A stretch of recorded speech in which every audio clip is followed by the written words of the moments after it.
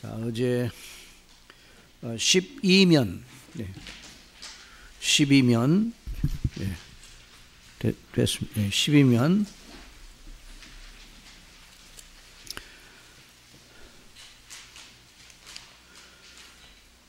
지금 우리가 이제 하나님의 말씀을 통해서 하나님께서 어떻게 우리를 구원하시고 사랑하시는가, 우리가 생각하는 그런 수준이 아니라 하나님 수준으로, 하나님 차원에서 우리를 사랑하시고 우리를 구원하시거든요. 근데 오늘 많은 현대인들 가운데 교회를 출석하여도 그냥 상식적인 선에서 들은 풍울이 이제 그렇게 말하잖아요. 여기 스치고 지나간 어떤 책에서 읽었다든지 또 누가 말한다든지 이런 것을 통해서 가지고 있는 이 복음에 대한 지식을 그렇게 가지는 사람들이 많습니다.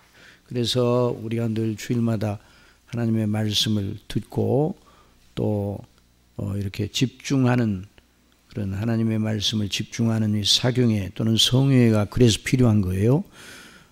그러니까 우리의 생각과 우리의 수준을 따라서 하나님의 복음을 이해하면 전혀 복음이 아닙니다. 이 복음이라는 말은 정말 모든 믿는 자들에게 구원을 주시는 하나님의 능력이 복음인데, 어떻게 하나님께서 우리를 구원하시는가, 이건 우리의 의식과 우리의 상상에서 따라잡을 수 없는 것이에요. 그래서 하나님께서 그 사랑하시는 자들을 위해서 예비하신 모든 것은 사람의 눈으로도 본 적이 없고 마음으로도 생각한 적이 없다고 그랬어요.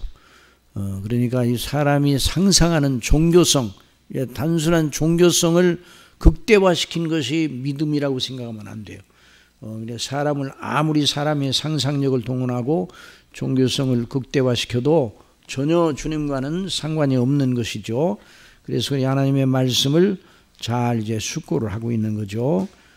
그래서 이제 공부를 하고 있습니다. 우리 12면 보세요. 12면 보면 거기 구원파 2단이라는 말이야. 구원파. 여러분 구원파라는 말 많이 들어봤죠? 구원파.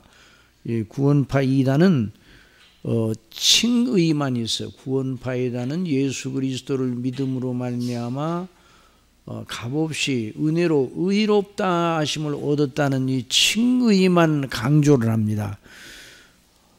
그리고 난 다음에 이제 하나님과의 영적인 그 화목이 이루어지고 하나님과의 영적인 교통이 이루어지는 것에 대해서는 심도 있게 다루지를 않아요. 그렇게 하면 그 안 되는 것이죠. 여러분, 칭의, 정말 이 칭의는 우리의 구원의 우물이에요.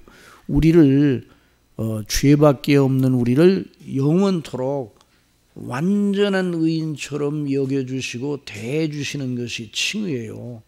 그러니까 그런 선고를 하신 다음에 우리의 행위 여부에 관계없이 그 칭의의 선고를 거두어드리지 않으십니다. 그래서 우리를 보실 때 항상 그리스도와 연합된 우리를 그리스도가 하신 일을 우리의 것으로 여기셔서 그 안에서 우리를 보시기 때문에 우리가 허물지고 연약해도 그 하나님께서 우리를 내쫓지 않으시는 것이에요. 그 하나님과의 화목이 영원토록 이루어져 있는 거죠. 그런데 그 화목은 하나님과의 법리적인 화목이 아니라 이제부터는 인격적 교제의 아름다운 그런 그 생명력 있는 영적 교통으로 이제 진행이 되거든요. 하나님과의 법적인 문제에 화목은 이루어졌어요. 그런데 우리의 인격의 실제와 하나님의 그 성품 사이에는 상당한 차이가 있단 말이에요. 보통 차이가 있는 거 아니에요. 물론 우리 속에 의롭다 하심을 주신 다음에 바로 그리스도 안에 있는 새 생명을 우리에게 접붙여서 우리가 그리스도의 새 생명을 얻게 되니까 영생을 얻게 된 거죠. 그런데 영생이 우리 속에 씨로 주어졌어요. 씨로. 그리고 씨는 발아에서 이제 줄기가 나오고 그리고 더 큰 나무가 돼서 열매가 맺혀져야 되는 거거든요.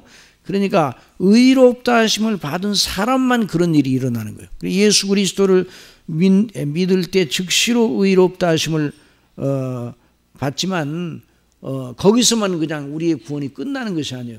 이제는 우리의 성품적, 그래서 칭의는 법리적, 형벌적, 하나님 앞에 우리 죄를 지은 데 대한 형벌적 죄책에 대한 구원이에요.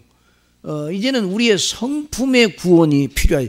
우리의 성품은 예수 그리스도를 믿자마자 완전한 성품으로 드는 것이 아니에요. 예수 그리스도를 믿고 의롭다 하심을 받은 다음에 여전히 우리의 성품은 이전 성품을 가지고 있어요. 이전 옛사람의 성품, 물론 새 성품, 신의 성품, 하나님의 그리스도의 영상을 본받기 위한 씨와 그 영생의 원리가 주어져 있지만 그 영생의 씨가 자라나야 돼요. 그래서 그 인격이 하나님이 기뻐하시는 사람으로 자라나야 돼요. 그리스도의 영상을 본받아 나가야 돼요. 그러니까 그런 게 성품적 구원이 이루어져야 돼요. 죄의 오염에서 우리가 벗어나고 죄의 영향력에서 우리가 벗어나서 그리스도의 형상을 본받는 사람. 여러분, 그리스도의 형상을 본받는다고 하는 것은 그리스도의 형상의 진수는 무엇인가? 순종이 있어요. 순종. 뭐라고요? 하나님께 대한 순종이 있어요. 그리스도 새로운 사람, 새로운 인간상, 그리스도 안에는 새로운 인간상의 가장 독특한 특징은 뭔가니 하나님을 기뻐하고 하나님께 순종하는 것이에요. 자, 그리스도 밖에 있는 죄의 사람의 아주 특성은 뭔가? 하나님께 불순종하는 거예요. 하나님을 배역하고 하나님을 불순종하고 그래서 하나님의 진노 아래 있는 거죠. 이제 하나님과 화평을 이룬 우리는 하나님의 영광을 바라고 그리스도의 영상을 온전히 본받는 데를 향하여 나가는 거니까 순종의 열매가 맺혀져야 되는 거예요. 이게 바로 성화예요. 뭐라고요? 성화, 거룩하게 돼. 우리 성품이 그리스도를 본받아 거룩하게 자라나는 거예요. 이게 성화예요. 이 성화를 말하지 아니하는 것이 바로 이단이요. 그게 바로 구원파예요. 구원파. 그러니까 예수 그리스도를 믿어 의롭다 하심을 받으면 그것이 다 끝나버린다. 이제는 그 사람은 지옥에 가지 않는다. 그것으로 이제 그 다음에 어떻게 살든지 큰 문제는 아니다. 이렇게 나가게 되면 이단이 되는 거예요. 이건 구원파가 되는 거예요. 그런데 성경은 그렇게 말하지 않고 의롭다 하심을 받은 하나님의 사람은 하나님과 화평을 이루고 하나님의 은혜에 들어감을 얻고 하나님의 영광을 바라고 즐거워하는데, 그래서 그 사람은 구원받은 사람, 영생 얻은 사람으로 이제 새로운 새 사람으로서의 하나님과의 영적인 교제를 하면서 하나님께 순종하는 그런 삶을 위하여 이제 훈련이 시작이 되는 거예요. 훈련. 그래서 그리스도 예수님을 믿는 사람들이 그 구원받은 이후에 아무 일도 없이 이제 그 사람 멋대로 살아도 되는가? 그건 아니에요. 이제 그리스도 안에 있는 사람들은 그 속에 누가 계셔요? 성령님이 계세요. 이제 우리가 이제 구원의 우물 두 번째 우물은 이제 성령님에 대해서 우리가 배우게 되는데, 그러니까 이 성화에 대한 성화의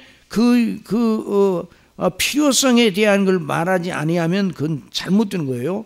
그래서 구원파 이단은 성화만 말하고 칭의만 말하고 칭의 이후에 성화의 삶에 대한 영적인 싸움과 갈등과 넘어짐과 일어섬과 승리의 삶에 대하여는 말하지 않습니다. 칭의를 빌미로 우리가 행하는 일은 이제 더 이상 문제가 되지 않으니 자유롭게 원하는 대로 살라 하면 그 이단이 되는 거예요. 자, 구원의 목적은 뭐야? 하나님의 구원의 목적은 죄 사람이 변하여 하나님께 순종하고 하나님을 기뻐하는 의의 사람으로 서는 것이 바로 구원이에요. 그런데 오히려 우리 의롭다 하심을 받았으니 지옥에는 안 가니까 마음대로 살아도 좋자 그러면 이전보다 더 방종한 생활할 수가 있어요. 그러면 안 되는 거예요. 그러면 성경이 말하는 복음의 목표와도 다르고 또 그렇게 살 수가 없어요. 왜냐하면 우리 속에 성령께서 계시니까. 그래서 그 성화에 대한 이해를 못하는 건 이단이에요. 자, 그래서 그게 이제 그런 극단으로 빠진 게 이단인데 또 다른 극단이 있어요. 또 다른 극단이. 이제 잘 여기 주목해야 돼요. 성화의 열매가 없으면 칭의가 무효가 된다. 성화의 열매에 따라서 의롭다 하심을 받은 효력이 지속도 되고 무효도 된다. 이런 사람들이 또 있어요. 이것도 이제 잘못된 거예요. 자, 이 말은 성화의 열매가 칭의의 또 다른 조건이라는 식으로 말하는 것이에요. 여러분, 의롭다 하심을 받는 우리 믿는 사람들이 의롭다 하심을 받는 조건은 무엇입니까? 조건. 우리가 의롭다 하심을 받잖아요. 그 조건이 뭐예요? 조건. 예? 뭐라고요? 그리스도와 그 속량의 은혜예요. 아시겠어요? 그게 완전한 조건이에요. 충분한 조건이에요. 다른 걸 거기다 보태면 안 돼요. 다른 걸 거기다 더하면 거기서 빼도 안 되고. 그러니까 하나님의 그 거룩하신 의롭다 하심의 선고를 받는 건 그리스도와 그 대속의 은혜예요. 그리스도의 의와 피, 그리스도의 십자가의 대속의 그 죽으심과 부활하심, 이걸로 우리가 의롭다 하심을 받는 데 있어서 조건이 완비가 됐어요. 그러니까 칭의의 조건은 우리가 행하는 것을 조금 참조하는 그런 게 아니에요. 그러니까 성화의 열매에 따라 그 사람이 그 받은 의롭다 하심을 받은 것이 무효가 된다 그러면 이게 또 다른 율법주의가 되는 거예요. 그러면 그것도 잘못된 거예요. 그래서 오늘날 바울의 새 관점주의자들이 일어났어요. 서양에 이런 사람들이 일어나서 샌더스나 제임스 던이나 이런 사람들이 일어나. 우리나라 이 신학자 가운데 김세윤이라는 여러분, 김세윤 박사, 그 유명한 신학자예요. 그 사람도 여기에 편승해 가지고 성화와 칭의와 성화를 구분을 못 하고 있어요. 여러분, 칭의와 성화가 한 하나님의 구원의 은혜 속에 들어있는 것만 틀림없어요. 그래서 그런 의미로 한 유기적인 관계를 가지고 있기는 하지만 칭의와 성화를 구분해야 돼요. 여러분, 몸은 하나예요. 몸은 하나. 머리와 가슴이 하나입니다. 한 몸이에요. 그렇죠? 그러나 머리와 가슴은 구분돼야 돼요. 구분되지 아니하고 그걸 하나라 그래가지고 머리와 가슴이 그냥 똑같다 이렇게 생각하면 안 되는 거예요.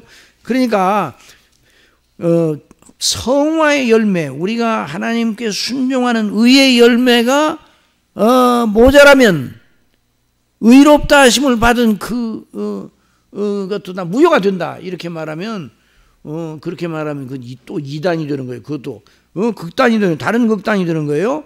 그러니까 칭의의 조건은 그리스도와 그 속량의 은혜입니다.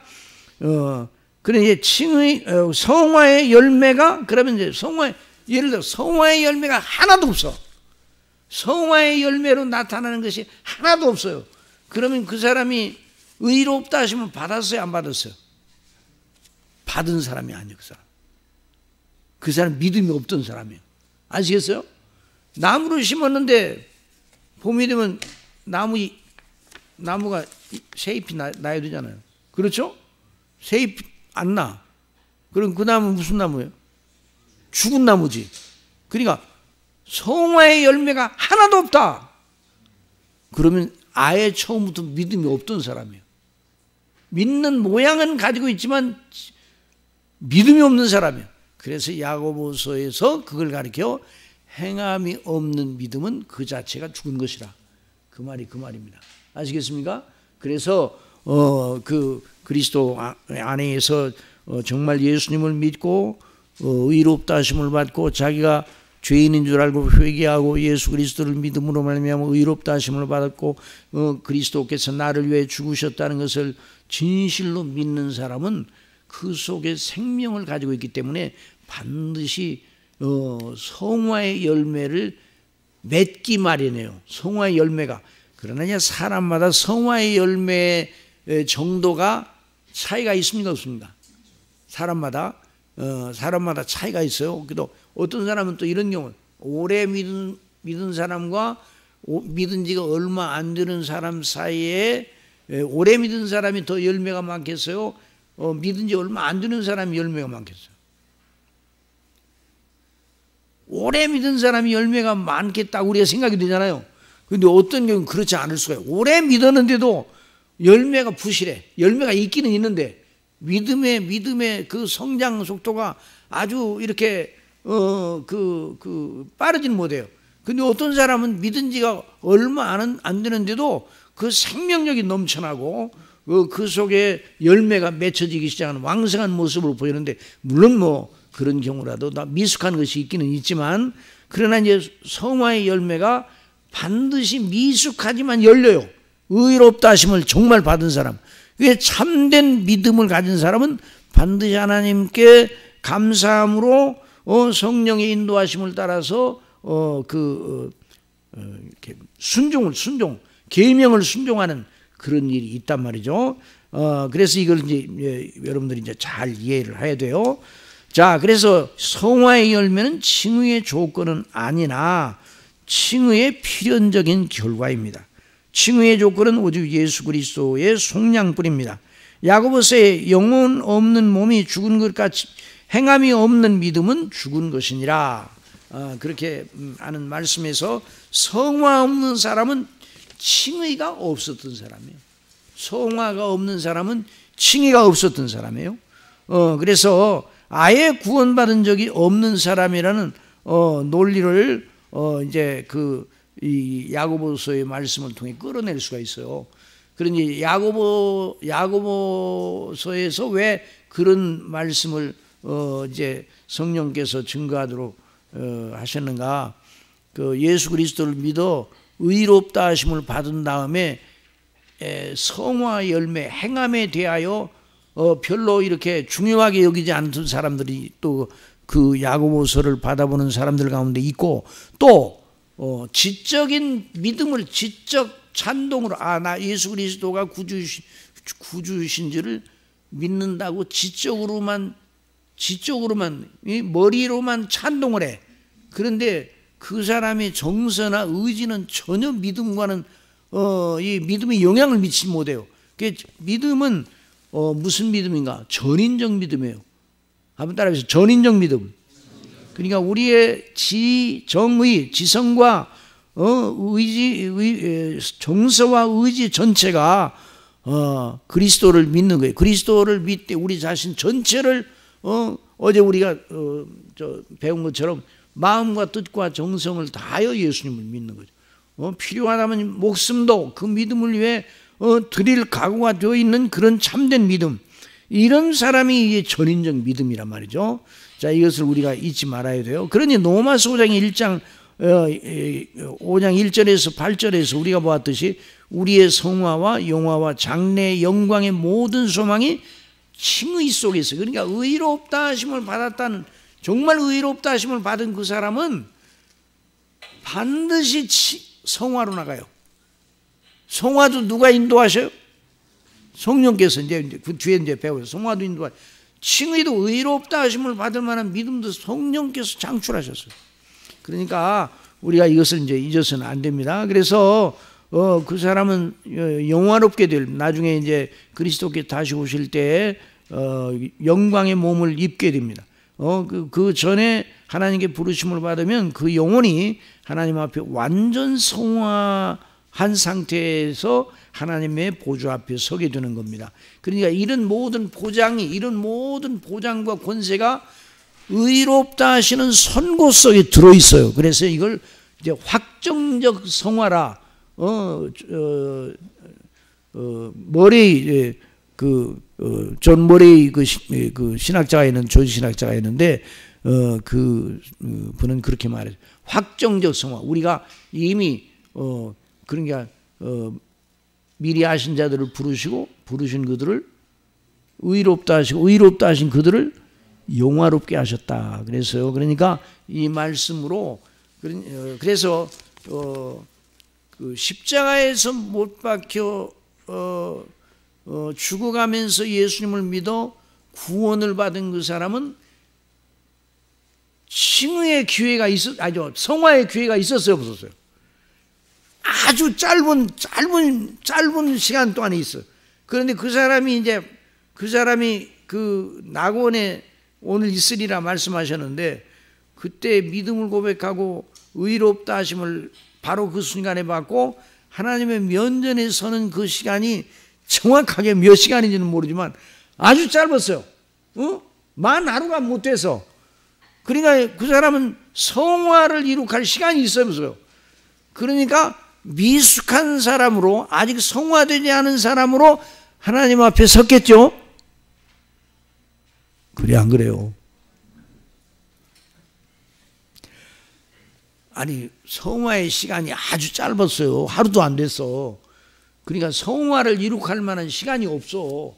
그러니까 하나님 앞에 섰을 때, 하나님의 보좌 앞에 섰을 때 미숙한 영혼으로 섰겠어요? 완전 성화된 영혼으로 섰겠어요? 그렇지. 그러니까 성화의 그 진수도 그리스도의 속량 안에 다 그 씨가 들어있는 거예요. 그래서 하나님의 성령께서 그 짧은 시간이지만은 하나님 아버지의 면전에 서는 그 짧은, 우리가 보기에는 짧은 시간 동안에 그 영혼을 온전히 정결하게 해서 거룩하게 해서 하나님 앞에 세우신 겁니다. 그러니까 천국에는 하나님의 나라, 이 하나님의 면전에는 불순한 것, 그런 것이 있을 수 있어요? 죄의 잔재를 가지고도 못 서요. 완전히 깨끗한 사람만 서요. 정결한 사람만. 그렇게 그 모든 그 성령께서 일하시는 그 효력이 바로 그리스도의 속량, 그걸 가지고 일하시는 거예요. 그래서 그 사람이 그렇게 온전한 사람으로 하나님 앞에 서게 된 것입니다. 그러니까 우리가 이렇게 이제 나누어서 생각을 하지만은 참 그리스도의 대속의 은혜와 그 대속의 은혜를 가지고 역사하시는 성령님의 역사, 그리고 그걸 가지고 우리를 의롭다 하시고 또 자녀로 받아주시면서 교제하시기를 원하시는 하나님 아버지의 그 행사, 참 이 놀라우신 그 행사 전체를 가리켜 성경은 복음이라고 해요. 복음의 말씀이라 이렇게 말합니다. 자, 그래서 실로 칭의는 우리의 영원한 위로의 우물입니다. 우물. 그러니까 언제나 우리 심령이 그리스도 안에서 내가 의롭다 하심을 받았다는 걸 늘 묵상을 해야 돼요. 늘 생각을 해야 돼요. 자, 그 다음에 그래 이제 구원의 우물 2로 나가요. 구원의 우물 2. 그래서 구원의 우물 2는 뭐라고요? 보혜사 성령님의 역사예요. 그러니까 지금 이제 같은 것을 계속 우리가 같은 복음의 진수를 지금 공부해 나가고 있는 거예요. 성령께 대하여 우리 예수님께서 약속해 주셨어요. 예수님의 약속에 그 가장 위대한 약속, 예수님의 약속은 성령, 그러니까 구하라 주실 것이요, 찾으라 찾을 것이요, 문을 두드리라 열릴 것이냐. 이것도 누구에게 관한 약속이에요? 성령을 구하는 자에게 좋은 것으로 주지 않겠느냐. 그 좋은 것이 뭐라고요? 성령, 구하는 자에게 성령을 주시지 않겠느냐. 그 성령님은 누구의 것을 가지고 일하신다고요? 그렇죠. 예수님은 누구의 것을 가지고 일하셨어요? 그렇지, 하나님 아버지의 것을 가지고 일하셨어요. 성령님은 아버지와 아들의 것을 가지고 일하셨어요. 그러니까 이걸 이제 생각을 하면서 이제 이 말씀을 배우면 쉽게 이해가 됩니다. 자, 그래서 성령님과 그 행사를 이렇게 정의할 수 있어요. 성령님은 하나님과 그리스도의 영으로서, 한번 쭉 읽어보세요. 하나님을 경외하게 하고 성경대로 그리스도 예수님과 그 속량의 은택 안에 거하는 믿음을 가지게 하시고 그리스도 안에 거룩하게 뿌리를 내리게 하시고. 자, 누구 안에 뿌리를 내려요? 그리스도의 그 은혜, 은택, 그 속량의 은혜 안에 뿌리를 내게 하시고 우리로 그리스도와 연합하게 하시는 거예요. 우리를 위로하시고 각성케 하시고 가르치시고 복음의 말씀에 합당하게 하나님께 순종하게 할 마음의 소원을 가지게 하셔요. 그리고 그 능력을 주셔요. 능력. 자, 우리가 무능하잖아요.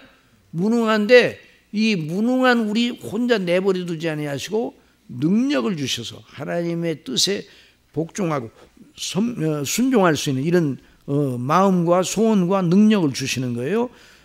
그리고 그 말씀에 순종하게, 계명에 순종하게 하시고 그 모든 일을 위하여 우리 안에 영원히 거하셔서 또 우리가 기도하는 것도 누구 안에서 기도해요?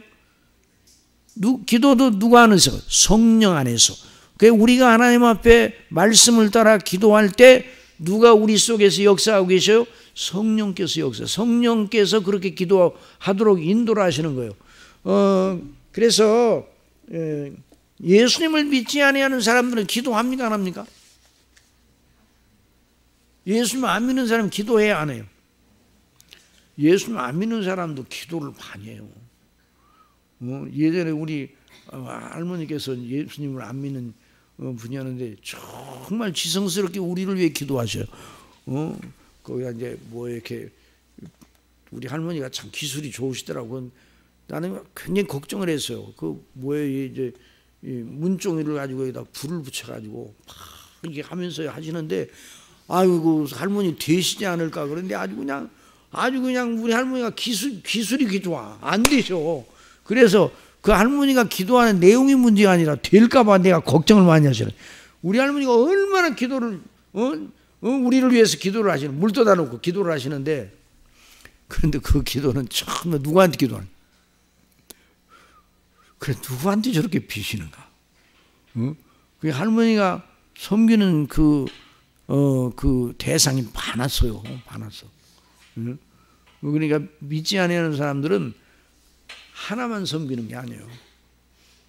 다른 종교를 믿는 사람은 하나만 섬기지 않습니다. 여러 개를 섬겨요.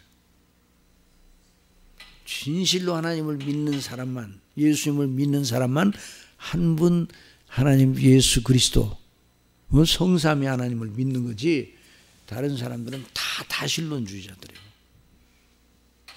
그래서 자기 절간에 가면서도 중간중간에 선앙당 지나가면서 전부 다 종교적인 예식을 하고 가잖아요.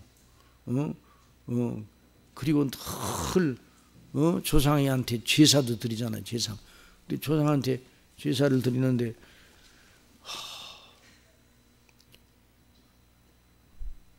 저도 어릴 때 보면 우리 집안이 이제 예수님 안 믿으니까 제사가 많았어요.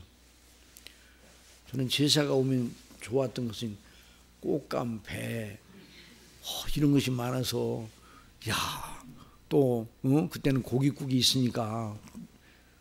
그런데 제사를 드릴 때 꼭 밤에 드려요. 근데 밤에 왜 드리는 거 아니? 밤에 그 귀신들이 활동을 해가지고, 영혼들이 활동해가지고 또 문을 열으시더라고. 왜 문을 열으시는 게 들어오시라고.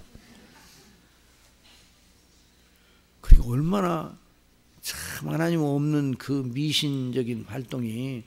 그러니까 기도를 제사를 드리고 뭐 또 이렇게 뭐 빌고 그러는데, 자 이런 모든 것은 그런 종교 행위가 인간의 죄성에서 나온 거지. 죄성에서. 원래 하나님께만 그렇게 하도록 돼 있었는데 죄성에서 나오는데, 이제 우리가 그리스도 안에 의롭다 하심을 받고 하나님의 자녀가 되면 그때부터 하나님의 말씀을 따라, 뭘 따라요?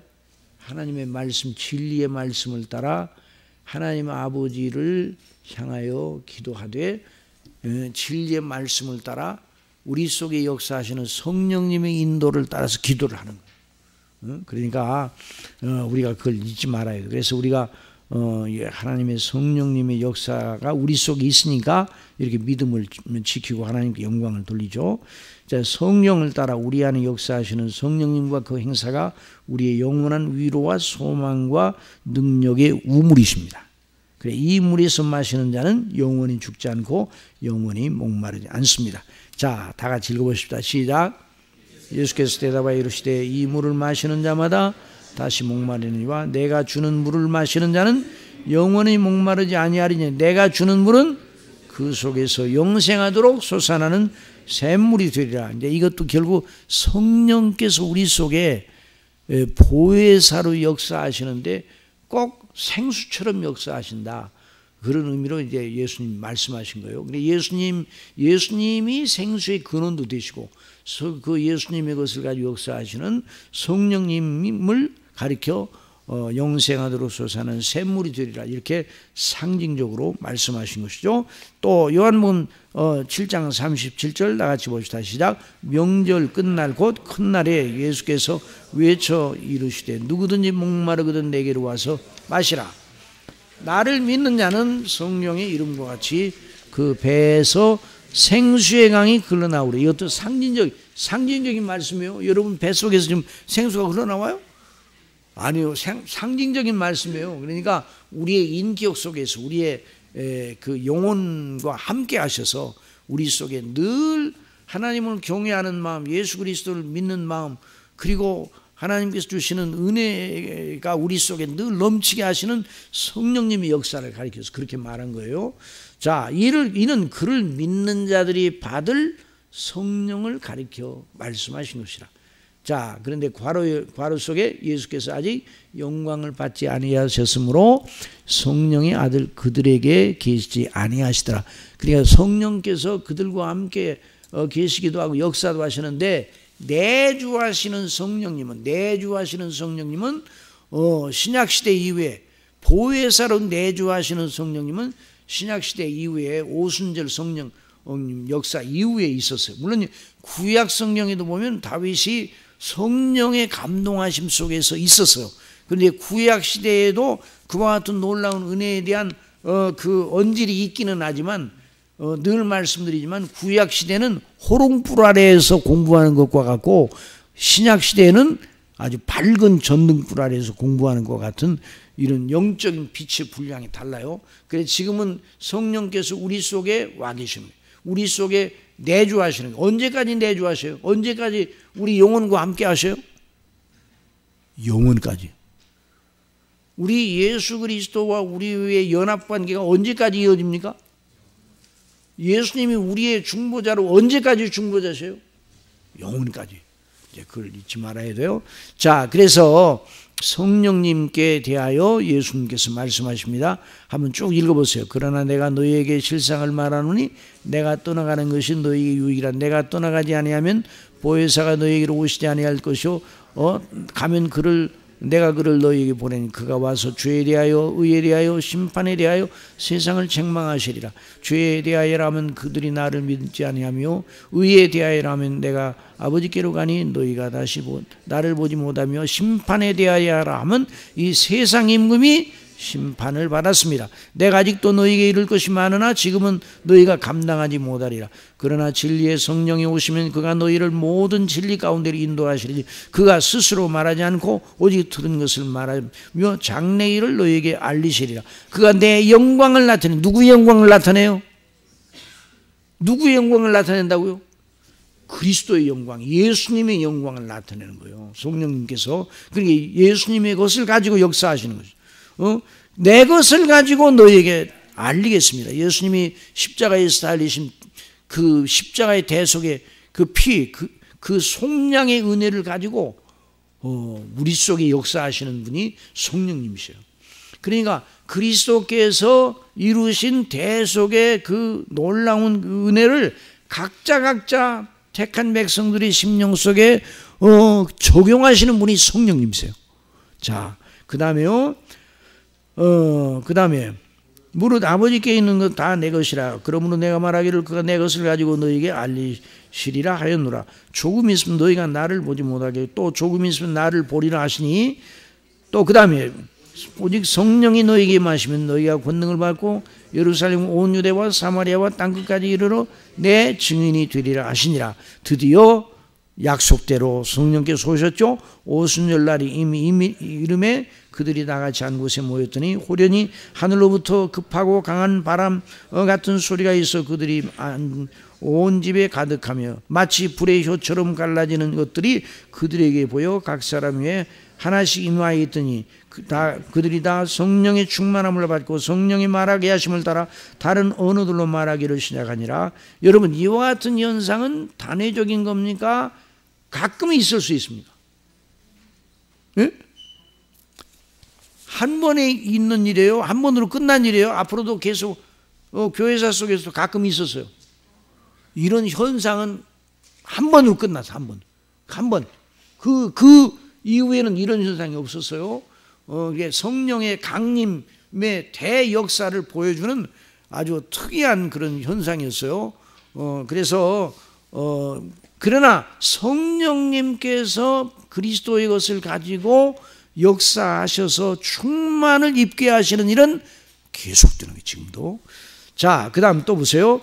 하나님이 말씀하시기를, 자, 2장 16절 시작. 이는 곧 선지자 요엘을 통하여 말씀하신 것이니 이르실 때 하나님이 말씀하시기를 말세에 내가 내 영을 모든 육체에 부어주리니 너희의 자녀들은 예언할 것이요 너희의 젊은이들은 환상을 보고 너희의 늙은이들은 꿈을 꾸리라. 이 말씀을 가지고 예언사가 있다.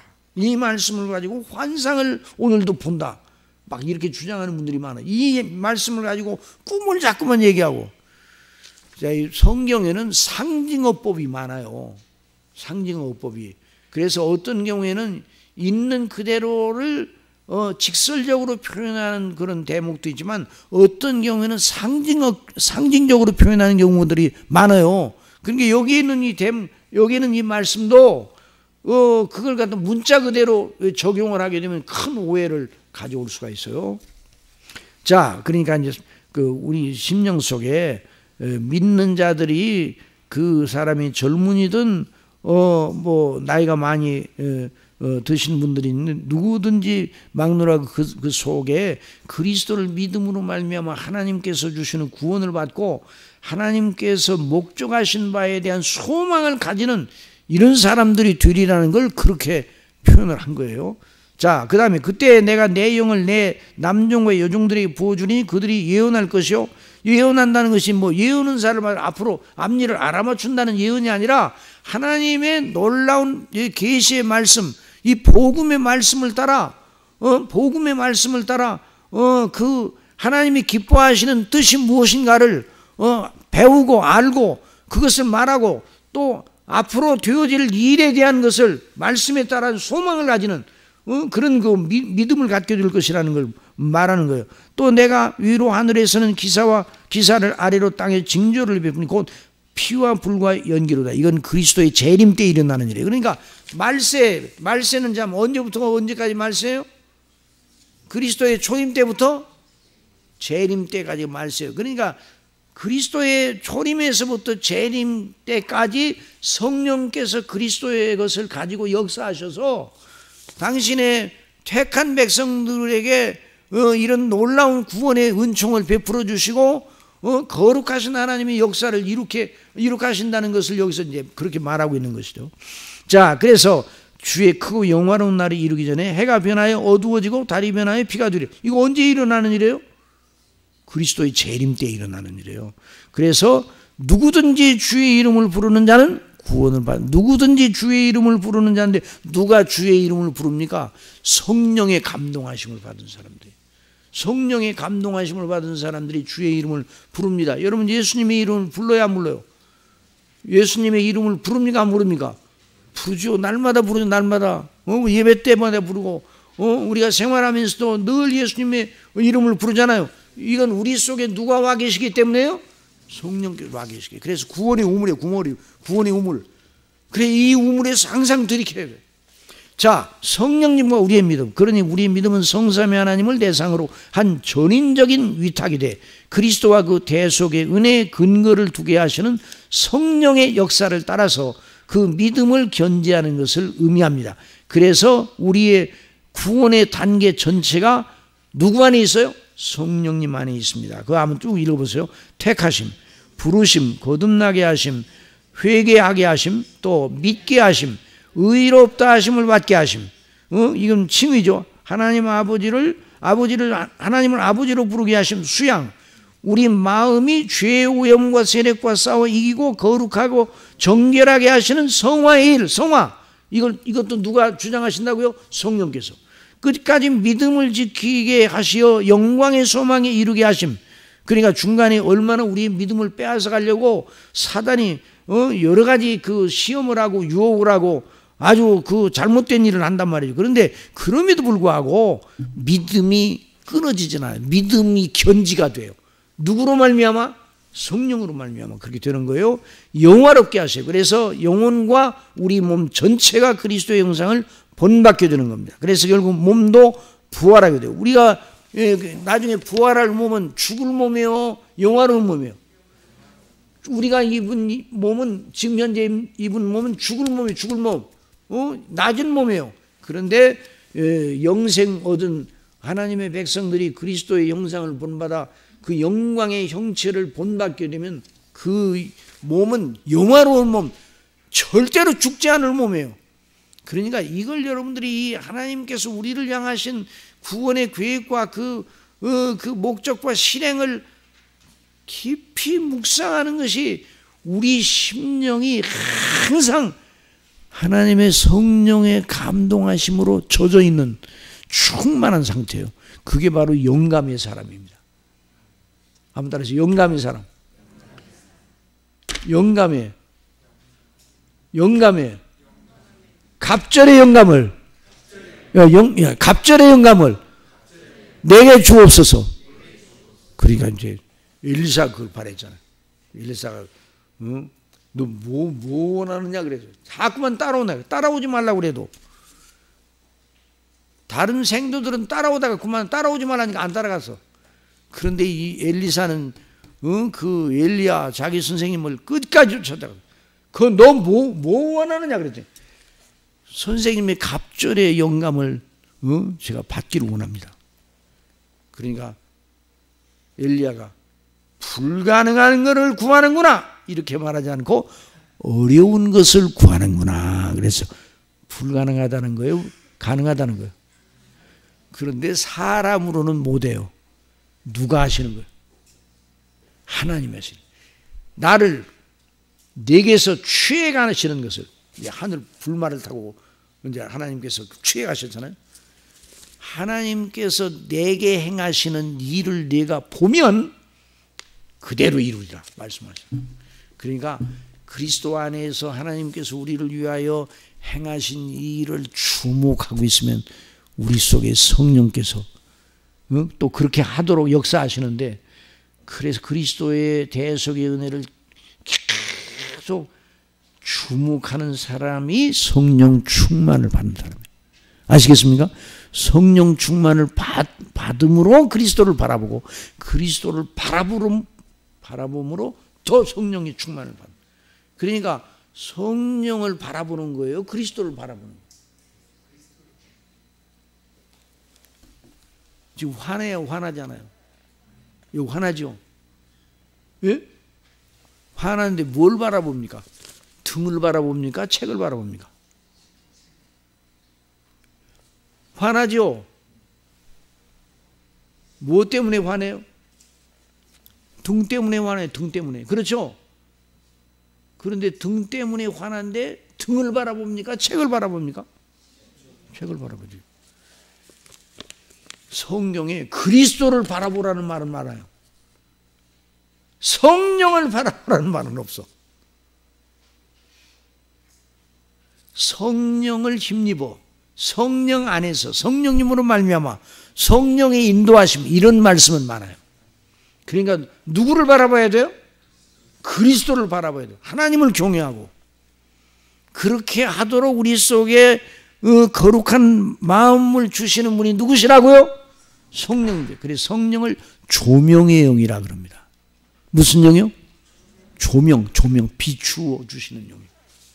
그래서 이 성령님의 역사가 구원의 우물이에요. 구원의 우물. 그러니까 얼마나 이 말씀을 배우면서 다시 한번 우리가 이미 알았던 것이지만 또 배우니까 우리 심령이 넘치잖아요. 응? 자, 그래서 우리 마음이 답답하고 광야처럼 메마르고 막 그럴 때 그대로 놔두면 안 돼요. 그러면 바로 어디로 가야 돼요? 구원의 우물로 달려가야 돼요. 자, 성령님이세요. 우리 자, 그 뒤에 제일 마지막 한번 읽어보세요. 시작. 주 성령님이시여 이 구원의 우물에서 기로 마시는 지혜의 영광을 더 배우게 하소서. 그래서 어느 누구나 어린이든 청년이든 장년이든 노년이든 어떤 처지에 있더라도 이 구원의 우물을 마실 자격이 우리에게 있습니까? 없습니까? 있어요. 그리스도 안에서. 그러니까 우리를 위하여 구원해 놓으시고 그 우물을 마시라고 그러잖아요. 자, 이걸 이제 잃어버리면 안 되고. 자, 오늘 이제 구원의 우물을 3, 4. 자, 3, 4. 자, 택한 백성들을 구원하시는 하나님의 경륜. 하나님께서 창세전에 하나님의 이름과 그 나라를 거시고 택한 백성들을 구원하시려는 거룩한 목적을 세우셨습니다. 사람이 무슨 빌딩을 세우려 할 때 그 목적을 이루기 위한 구체적인 설계도를 작성합니다. 그리고 그 설계대로 그 건축을 위한 세부적인 시행 방안이 적힌 시방서 등 청사전이 있어야 합니다. 시방서는 그 일을 위하여 일의 순서, 공사, 제품에 필요한 재료와 종류와 품질, 사용처, 시공 방법 등 설계 도면에 나타낼 수 없는 사항을 기록합니다. 제가 이게 국어사전에서 찾아봤어요. 여기 말하는 게 국어사전에서 옮긴 거예요. 아시겠어요? 이 시방서라는 말이 나오죠. 시방서가 뭔가 그렇게 공사할 때, 건물 지을 때 그렇게 한단 말이에요. 설계도, 시방서. 자, 그래서 그에 소요되는 경비를 위한 재정 계획도 세워야 하죠. 그런 것도 없이 막연하게 일을 시작하면 결국 일을 끝내지 못하고 물질이나 시간이나 인력을 무의미하게 소모하고 낭패를 봅니다. 지나가다 보니까 어느 지역을 지나가다 보니까 철근 콘크리트만 서 있어. 그런데 그냥 철근 콘크리트가 녹이 쓸어가지고 빨개. 하다가 중단해서. 그러니까 그저까지 거기까지 털을 닦고 그 철근 콘크리트 철근만 올라간 그것만이라도 돈이 많이 들었겠어요. 그러나 중도에 그냥 일을 못하고 폐허 상태로 내버려둬서 사람은 그렇거든요. 하나님은 그런 분이 아니에요. 하나님은 치밀한 계획, 당신의 이름을 거시고 그 모든 걸 전부 다 미리 지혜로 또 예비하시고 모든 일을 하시는 분이죠. 자, 누가복음 14장 28절 다 같이 읽어보세요. 시작. 너희 중에 누가 망대를 세우고자 할진대 자기의 가진 중궁하기까지의 족하려니 먼저 한 자 그 비용을 계산하지 아니하겠느냐. 그 다음에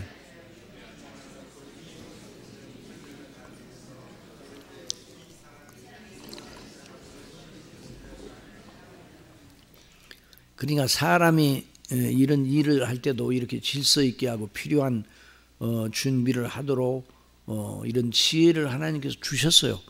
사람이 하나님의 형상을 본받아 지음을 받았기 때문에 죄성이 들어온 다음에도 하나님의 형상이 아주 없어진 건 아니에요. 하나님의 형상이 망가졌지, 고장이 났지. 그래서 제대로 정상 작동을 못하는 기계와 같은 것이에요. 그럼에도 여전히 하나님께서 은혜로 보존하셔서 일반 은총의 영역에서는 이 모든 일들을 처리할 때 이렇게 이제 하도록 하시는 거예요. 그런데 하나님께서 창세전에 세우신 거대한 목적과 계획을 이루시기 위하여 인간을 비롯하여 만물을 창조하시고 그것들을 주장하시고 섭리하시고 보존하시고 통치 운용하시는 것입니다. 하나님께서는 당신 자신의 이름을 거시고 창세전에 택하신 백성들을 구원하시려는 큰 목적을 이루기 위해 필요한 모든 조처를 하십니다. 그래서 우리 예수님께서는 그것을 가리켜 하나님의 일하심으로 표현하셨습니다. 자, 요한복음 5장 17절 다 같이 큰 소리로 똑똑하게 읽어보세요. 시작.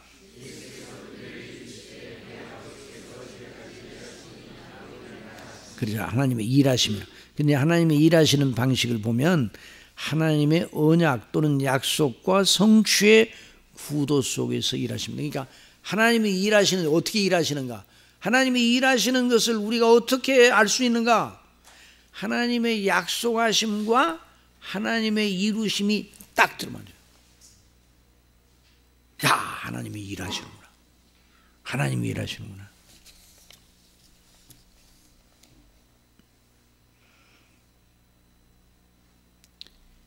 그래서 하나님께서는 하나님의 뜻을 알리시는 계시와 언약 또는 예언과 그 성취의 구도 속에서 하나님의 일하시는 손을 드러내고 있습니다. 만일 하나님께서 그렇게 당신의 뜻을 알리시고 약속하시고 예언하시고 그대로 이루시는 행사가 없다면 하나님을 알 도리가 없어요. 하나님이 어떤 분인지 어떻게 알아요? 예? 그래서 하나님께서는 계시의 말씀을 주시고 약속하시고 그 약속대로 모든 걸 이루어 나가셔요. 그걸 보면 야, 하나님이 살아계시구나. 하나님의 뜻대로 모든 것이 이루어지는구나. 이것을 이제 알게 되죠. 그래서 하나님의 말씀인 성경이 구약과 신약, 자, 올드 테스타멘트, 옛 언약이라고 합니다. 올드 테스타멘트. 그 다음에 뉴 테스타멘트로 이루어졌어요. 자, 구약과 신약으로 이루어졌어요. 구약의 성취가 뭐라고요? 신약이요. 신약의 진실성이 구약으로 보증이 됩니다. 그래서 구약과 신약의 한 책으로. 자, 사람 사이에서도 그 사람이 믿음직한 사람인지의 여부는 약속과 말에 대한 책임을 지는 정도에 따라서 확인이 됩니다. 그래서 말은 하고 실천이 없으면 실없는 사람이라 그렇게 평가를 받아요. 그러나 이 기준 앞에 우리를 포함한 모든 사람들은 다 나는 정말 신실하다고 말할 자신이 있어요? 없어. 없어요. 우리는 다 연약해요. 우리가 우리 마음을 우리 마음대로 할 수 있어요? 못해. 못해요. 또 우리 마음으로 뭘 하고 싶어도 우리가 무능해서 또 여건이 안 돼서 그래서 사람들의 말은 헌이 될 때가 많아. 헌은 뭐예요? 실속 없는 말이 헌이에요. 저나 여러분이 이런 잘못을 많이 하죠. 사람은 정말 믿어야 돼, 안 믿어야 돼, 사람? 믿어야 돼, 안 믿어야 돼? 사람 믿어야 돼, 안 믿어야 돼요? 대답을 안 하시네. 그래서 사람은 믿을 대상이 아니라 사랑할 대상이라. 그런데 내가 나를 믿어야 합니다. 여러분 자신을 믿어요?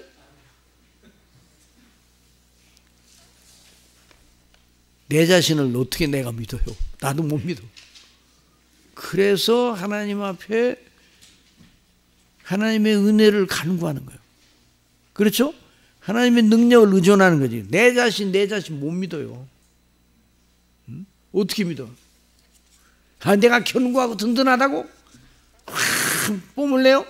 아이고, 하루아침 끓여 우리는. 그러니까 우리는 다 연약하고 참 무능하죠. 그러니까 우리가 믿어야 할 대상을 믿어야 돼요. 우리가 믿어야 할 대상은 누구예요? 성삼위 하나님이죠. 창조주셔요. 우리를 모태에서 조성하신 분이에요. 마땅히 하나님을 믿어야 돼요. 그런데 안 믿잖아요. 성경이 누구의 말씀이라고요? 하나님 말씀이에요. 성경을 어느 정도로 읽어야 돼요? 날마다 읽어야 돼요. 날마다 들여다보고. 그런데 우리 잘 그렇게 안 하잖아요.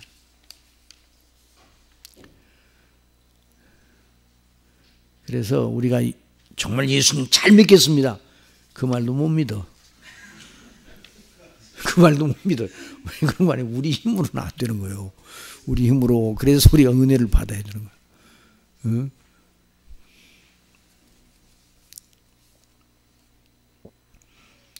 그래, 우리 예수님이 사람을 믿었습니까? 안 믿었습니까? 거기 한번 읽어보세요. 시작.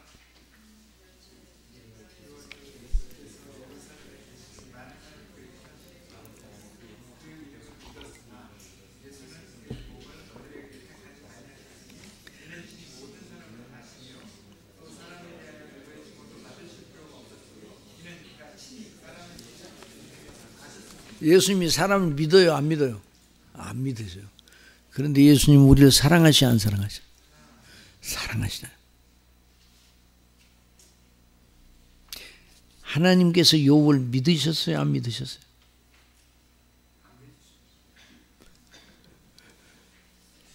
하나님께서 욥을 사단에게 맡기실 때 욥이 능히 이겨낼 거야 자기 힘으로, 그래서 맡기신 게 아니에요.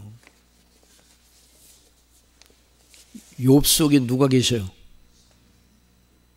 하나님이 계셔요. 그리스도께서 계셔요. 성령의 감동이 함께 있어요. 네가 한번 흔들어 보라. 흔들어 제껴봐. 욥으로 하여금 나를 향하여 욕하게 만들어 봐.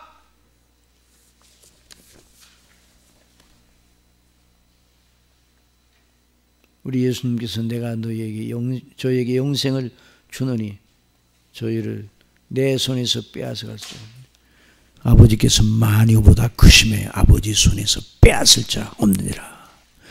그러니 하나님께서 우리를 그렇게 사랑하시고 붙들고 계셔. 우리가 연약하고 믿을 존재가 아니에요, 하나님께서. 그런데 우리를 사랑하셔서. 놀랍죠, 놀라워. 자, 그래서 하나님은 항상 믿을 만한 분이십니다. 그분을 전인적으로 믿어야 되죠. 마음과 뜻과 정성을 다하여, 목숨을 다하여. 하나님과 예수님을 믿는 사람이 구원신앙 가진 사람. 그 신앙이 구원신앙이. 그 전인적으로 그 사람의 마음에 하나님과 예수님 말고도 다른 것을 믿을 여지가 남아있으면 너그러운 사람입니까? 하나님과 예수님을 믿고 다른 것을 믿을 여유가 남아있어. 그 사람은 너그러운 사람이 아니에요. 안 믿는 사람이에요. 이걸 알아야 돼요. 우리가 하나님을 믿되 하나님만 믿는 것만 있어야 돼.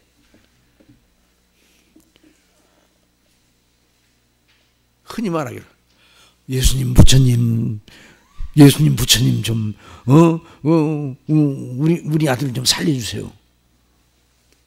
그 예수님 안 믿는 사람. 출애굽기 20장 3절 다 같이 시작. 너는 나 외에는 다른 신들을 내게 두지 마. 우리가 하나님을 믿되 하나님 말고 다른 대상을 믿을 여유를 남겨두는 건 하나님을 안 믿는다는 말이에요. 자, 그러므로 우리가, 자, 거기 한번 다 같이 또 읽어보세요. 시작. 악인은 그의 길을, 그의 생각을 버리고 여호와께로 돌아오라. 그리하면 그가 긍휼히 여기시리라. 우리 하나님께로 돌아오라. 그가 너그럽게 용서하시리라. 이는 내 생각이 너희의 생각과 다르며 내 길은 너희의 길과 다릅니다. 여호와의 말씀이라. 이는 하늘이 땅보다 높음 같이 내 길은 너희의 길보다 높으며 내 생각은 너희의 생각보다 높습니다. 이는 비와 눈이 하늘로부터 내려서 그리로 돌아가지 아니하고 땅을 적셔서 소출이 나게 하며 싹이 나게 하며 파종하는 자에게는 종자를 주며 먹는 자에게는 양식을 주는 거지. 내 입에서 나가는 말도 이와 같이 헛되이 내게로 돌아오지 아니하고 나의 기뻐하는 뜻을 이루며 내가 보낸 일에 형통함이니라. 그러니까 이 하나님을 안 믿고, 그러니까 인생의 최대 실패는 뭔가? 하나님 안 믿는 거예요. 하나님을 믿고 예수 그리스도를 구주로 믿는 그 사람, 인생 대역전을 한 사람이에요. 대역전. 그러므로 성경으로 하나님의 약속과 예언과 계시의 말씀으로 자신을 계시하신 하나님과 예수님과 성령님, 삼위일체 하나님을 믿는 것이 구원신앙, 세이빙 페이스. 창세기와 출애굽기와 레위기, 민수기, 신명기, 이제 성경이 처음 5권 책이잖아요. 정말 하나님이 살아계시며 하나님은 전지전능하시며 그 책을 통해서 그것을 분명히 보여주셨어요. 의로우시며 거룩하시며 거짓이 없으신 참 하나님이심을 분명하게 계시하십니다. 창세기, 출애굽기, 그 모세오경을 읽으면 하나님이 누구신가? 하나님이 어떠하신 분인가 분명히 드러나 있어요. 여러분도 그 창세기 읽으면서 출애굽기 읽으면서 저도 창세기 처음 예수님 믿을 때 창세기를 읽었어요. 학교 도서관에서.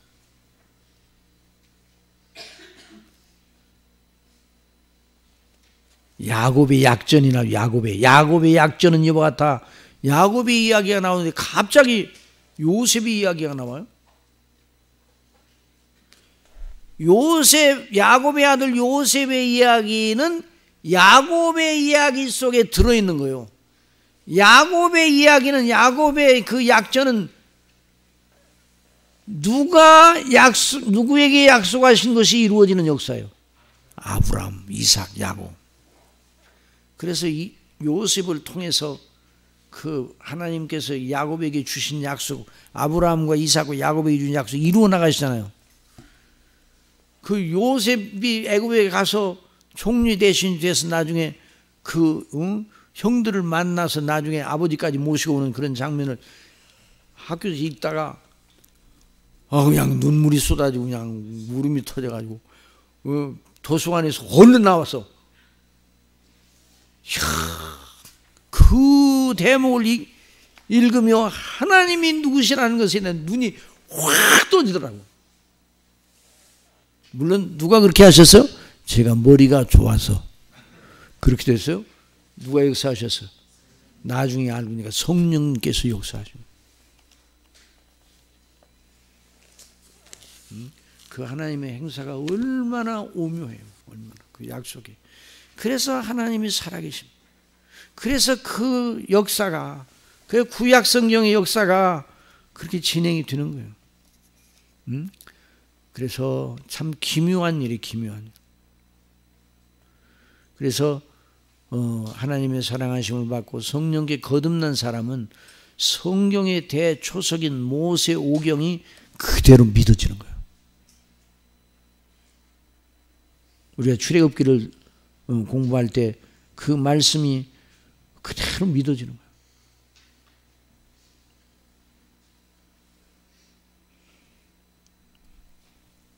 그 믿음 안에서 하나님의 아들 우리 주 예수 그리스도의 구원의 은총을 받게 하시는 것이죠. 그러니까 예수님을 바로 보내주지 않으셨어요.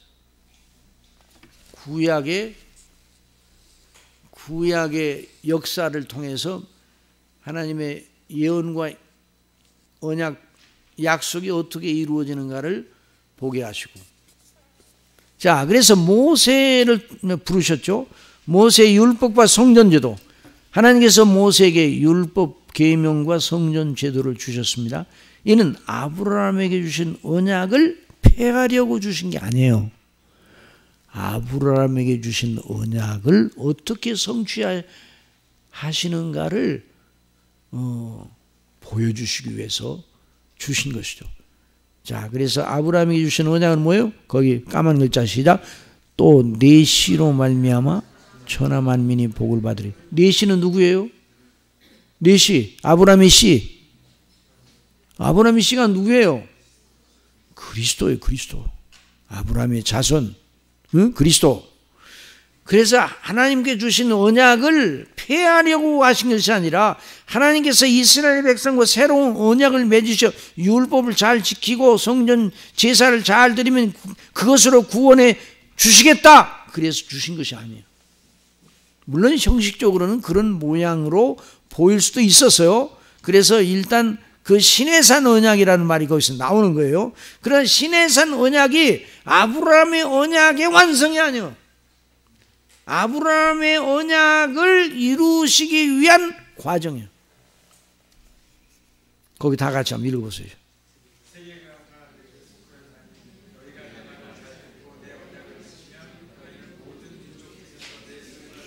자, 이게 시내산 언약이거든요. 시내산 언약을 정말 완전 무결하게 지켰다. 그러면 그것으로 구원을 받을 수가 있어. 근데 그럴 리가 없어요. 그 다음에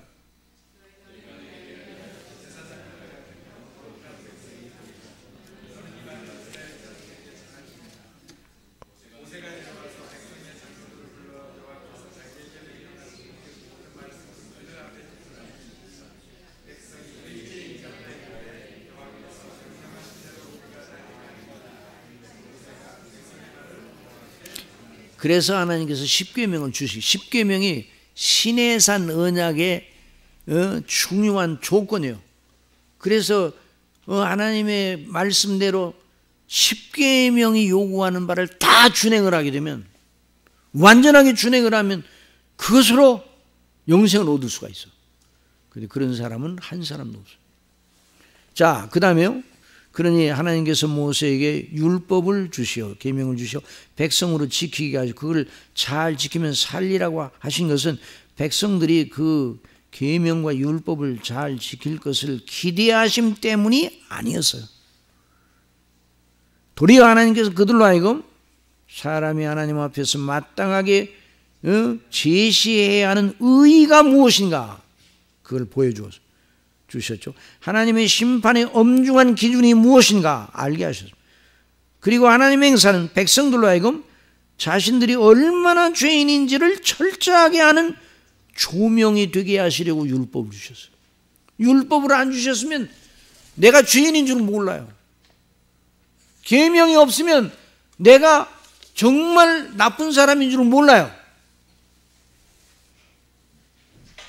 그래서 하나님께서 모세의 율법을 통하여 백성들이 자신들 스스로는 하나님의 정죄의 저주에서 벗어날 길이 없음을 알고 하나님의 자비와 긍휼을 구하게 하신 것입니다. 그래서 사람이 영적으로 눈을 떠서 율법과 그 요구하는 완전한 의의 높이를 아는 자는 자신에 대하여 절망하지 않을 수밖에 없어요. 그런 줄기에서 하나님의 자비와 긍휼, 곧 용서와 구원을 탄원하지 않을 수 없어요. 자기에게는 아무것도 없다. 그래서 구약시대 백성들도 하나님의 은혜로 영적인 눈을 떠서 율법이 말하는 바를 제대로 한 사람은, 그 사람들이 바로 구원신앙 받은 사람, 율법이 말하는 바를 제대로 아는 사람은 구원신앙을 가진 사람이 그 사람들. 그 사람들은 그걸 알고 그리스도를 통한 용서의 은혜를 구하였습니다.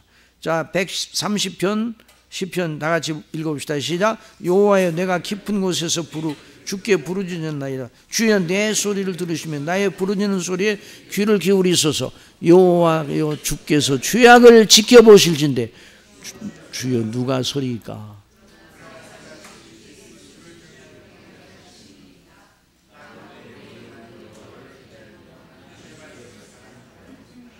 파수꾼의 아침을 기다림보다 내 영혼이 주를 더 기다리는, 참으로 파수꾼의 아침을 기다림보다 더하도다. 이스라엘아, 여호와를 바랄지어다. 여호와께서 인자하심과 풍성한 속량이 있습니다. 자, 풍성한 속량의 은혜를 구하잖아요. 그러니까 율법 아래 있었던 이 구약시대의 율법을 제대로 아는 사람, 영적인 눈은 뜬 사람은 이렇게 기도하지 않을 수가 없어요.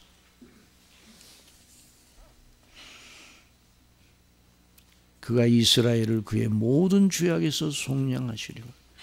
자, 구약시대 백성은 율법으로 구원을 받았어요? 은혜로 구원을 받았어요? 구약시대 백성 은혜로 받았어요? 율법으로 받았어요? 율법을 지킴으로 받은 게 아니에요. 은혜로 받았어요. 신약시대의 백성들은 똑같이 구원의 방식은 하나밖에 없어요. 그래서 구약의 성전 제사 제도는 바로 이런 믿음으로 하나님의 용서와 자비, 곧 하나님의 구원을 탄원하는 성도들의 믿음의 행사였어요. 믿음을 행사하도록 그렇게 성전 제도를 주신 거예요. 하나님께서 성전 제사 제도를 통하여 백성에게 죄를 용서하시고 하나님을 경외해야 하는 새 마음을 주셨어요. 성전에 가서 예배할 때. 그러므로 구약의 성전 제도는 바로 그리스도와 그 속량의 은혜와 그 은혜를 베푸시는 하나님의 은혜의 방식을 미리 보여주는 모형과 예표였어요. 그래서 구약의 성전의 지성소에 있던 법궤 안에 뭐가 들어있어요? 십계명 돌판이 들어있어요. 십계명 돌판이 뭐예요? 바로 우리에게 율법 요구를 말하는 거 아니에요? 공의, 하나님의 공의 요구. 그 덮개를 덮는 순금판으로 된 뚜껑을 뭐라고요? 속죄소, 어톤먼트 커버라고요. 또는 시은좌, mercy seat라 이렇게 말. 시은좌, 은혜를 베푸는 것이에요. 속죄소. 자, 그래서 하나님께서는 백성들의 죄를 속하기 위한 제도를 세우셨습니다.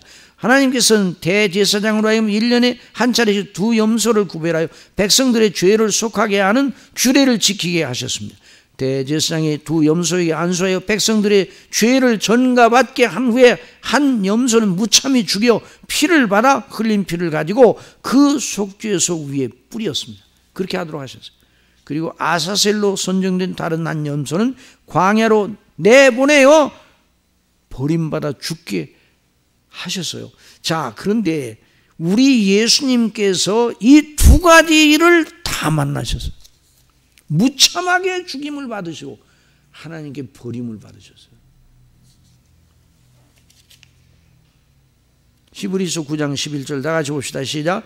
그리스도께서는 장래 좋은 일에 대제사장 오사 손으로 짓지 아니한 것 곧 이 창조에 속하지 않은 더 크고 온전한 장막으로 말미암아 염소와 송아지의 피로 아니하고 오직 누구의 피로? 자기 자신의 피로 영원한 속죄를 이루사 단번에 성소에 들어가셨느니라고. 하나님 아버지 하늘 성소에 들어가셨. 거기에 성소에다 당신의 피를 뿌려서 그래서 저와 여러분의 죄가 속함을 받아. 그래 우리 예수님은 죽으실 때 자 마태복음 27장 46절 다 같이 시작.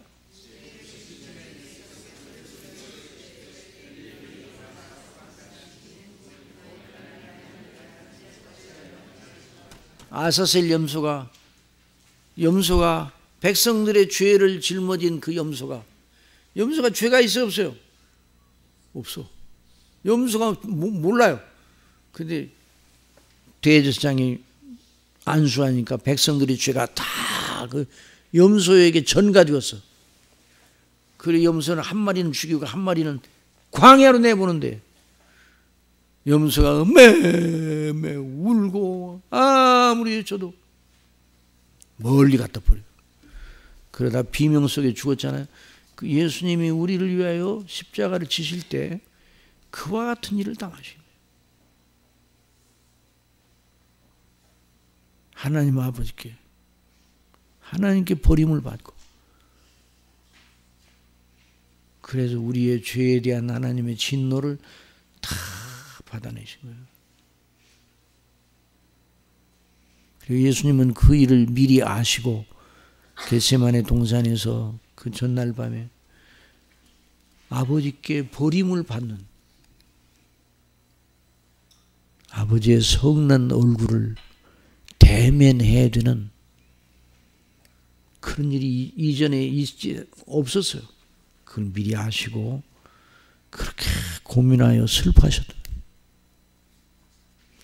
그러니까 저와 여러분의 죄를 속하기 위해 예수님이 행하신 일이 얼마나 크고 놀라운 것입니다.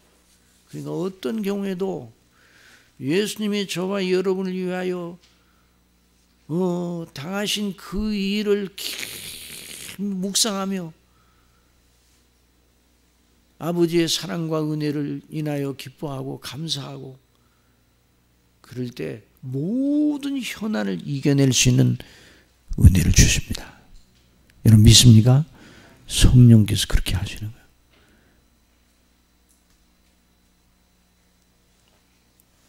거기 또 읽어보세요.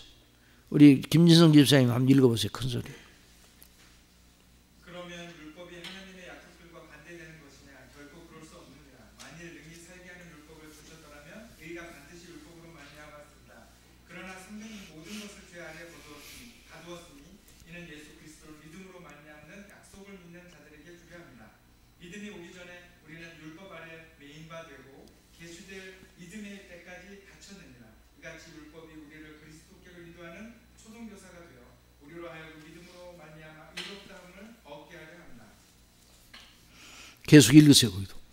구약 성경은 줄기차게 그리스도로 말미암아서만 구원을 받게 하시는 하나님의 정당한 은혜의 이치를 증거한다. 구약의 모든 선지자들은 모두 율법으로 하면 정죄받아 저주 아래 있어 영원한 지옥 형벌을 받을 수밖에 없는 백성의 참혹한 저주와 그리스도의 오실 것을 예언하여 오직 그분 안에서만 하나님의 완전한 구원의 사랑과 자비와 영광이 있음을 증언한다. 모든 모세와 모든 선지자들의 책무가 뭔가 바로 두 가지로 말할 수 있어요.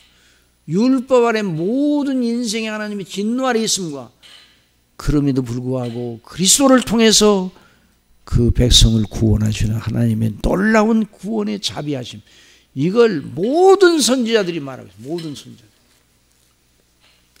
그 다음에요, 신약의 모든 사도들은 구약대로 오시어 우리 구원을 위해 필요한 모든 조처를 완전하게 이루신 그리스도의 속량과 그 은혜를 증거하는 데 총력을 기울인다. 그렇죠. 사도들이 늘.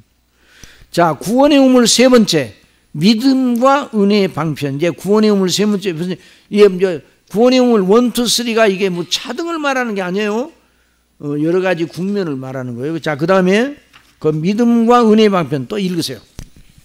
저수지를 만들어 그 가득 찬 물로 그 밑에 있는 논들에게 물을 대려고 할 때 저수지와 함께 반드시 그 물이 배분되는 농수로 또는 관계시설을 만든다. 그렇죠. 저수지를 만들어 놓고 물을 줄 때 저수지 뚝을 뚝 끊어가지고 주는 게 아니에요. 전부 다 저수지 물이 그 논에 가도록, 논에 잘 배분이 되도록 수로를 만들어. 관계 수로를 만들어요. 물을 나눠주는 시설을 만들어. 하나님께서도 구원의 은혜를 우리에게 주실 때 그냥 주시지 아니하고 거룩한 규례를 통해서 은혜를 우리에게 나눠주시는 거예요. 성령께서 우리에게 은혜를 적용하실 때 그런 경로를 통해서 적용해 주시는 거예요. 그러니까 이걸 잘 알아야 하나님의 은혜 안에서 견고하게 설 수 있어요. 또 한번 또 읽어보세요. 그와 같이 그리스도 안에 있는 속량의 은혜를 그 사랑하시는 백성들 한 사람 한 사람에게 나누어 주시는 하나님의 지정하신 통로와 방편, 곧 성령께서 그 은혜를 적용하시는 방편과 수단이 있음에 분명하다. 아무렇게나 은혜를 주시지 않고 구약시대의 성전 제도와 같이 하나님의 지정하신 거룩한 규례를 통하여 은혜를 주신다. 그러니 우리가 하나님의 구원의 은혜가 존귀하고 영어로우니 하나님의 제정하신 거룩한 규례를 통해서만 은혜를 받을 수 있다. 그래서 16세기 루터, 칼빈이나 종교적 개혁자들, 그리고 존 오웬이나 청교도들은 그리스도의 속량의 은혜가 각 신자에게 주어지게 하나님께서 지정하신 방편 또는 수단이 무엇인가에 대하여 깊이 연구하고 숙고하였다. 신학자마다 약간의 의견 차이가 있기는 하나 대체로 얻은 결론은 다음과 같다. 성령께서 택한 백성들을 말씀으로 부르시되 거듭나게 하시어 회개하고 예수님을 믿게 하신다. 그리하여 예수님과 신비로운 연합을 이루게 하신다. 그 믿음이 은혜의 방편의 대중추다. 물론 이제 은혜의 방편이라면 말씀과 기도와 성령 이렇게 나갈 수 있는데 먼저 강조해야 되는 게 믿음이에요. 뭐라고요? 믿음이 없으면 그 은혜의 방편이 소용이 없어요. 그러니까 믿음이 은혜의 방편의 first means예요. first 수단이에요. 믿음이 있는 사람에게만 이게 해당돼요. 자, 그 다음에 믿음은 성령 외에 다른 곳으로부터 이룰 수 없다. 칼빈에 의하면 성령은 믿음의 저자이시다. 믿음의 저자라 이 말이야. 네. 에베소서 1장 13절 그 안에서 너희도 진리의 말씀 곧 너희의 구원의 복음을 듣고 그 안에서 또한 믿어 약속의 성령으로 인치심을 받았으니 이는 우리 기업의 보증이 되사 그 얻으신 것을 속량하시고 그의 영광을 찬송하게 하려 하심이라. 믿음이 없이는 하나님을 기쁘시게 하지 못하나니 하나님께서 나아가는 자는 반드시 그가 계신 것과 또한 그가 자기를 찾는 자들에게 상 주시는 이심을 믿어야 할지니라. 자, 여러분 저수지 늘 제가 이제 질문했는데 이제 오늘 처음 듣는 분들을 위해서 저수지 밑에 있는 논이 있잖아요. 논, 저수지 바로 밑에 있는 논. 20km, 30km 떨어진 논도 다 물을 댈 수가 있어요. 저수지 바로 밑에 있는 논은 그 논이 마를 수가 있어요, 없어요? 저수지 바로 밑에 있는 논은 물이 모자랄 수 있어요, 없어요? 아, 저수지 바로 밑에 있는 논은 물이 모자랄 수 있어요, 없어요? 저수지 밑에 있는 논은 물이 날마다 넉넉할 수 있죠. 저수지 바로 밑에 있는 논이 마를 수 있어요, 없어요? 예? 마를 수 있다고요? 저수 바로 밑에 있는 논이 그 물이 철철 넘치는데 마를 수가 있어요? 있지. 언제 있어요? 수로가 막혀 있으면 마르는 거예요. 아시겠어요? 예수님과 가장 가까이 있는 사람이 믿음이 없을 수가 있어요? 예수님과 가장 가까이 있는데.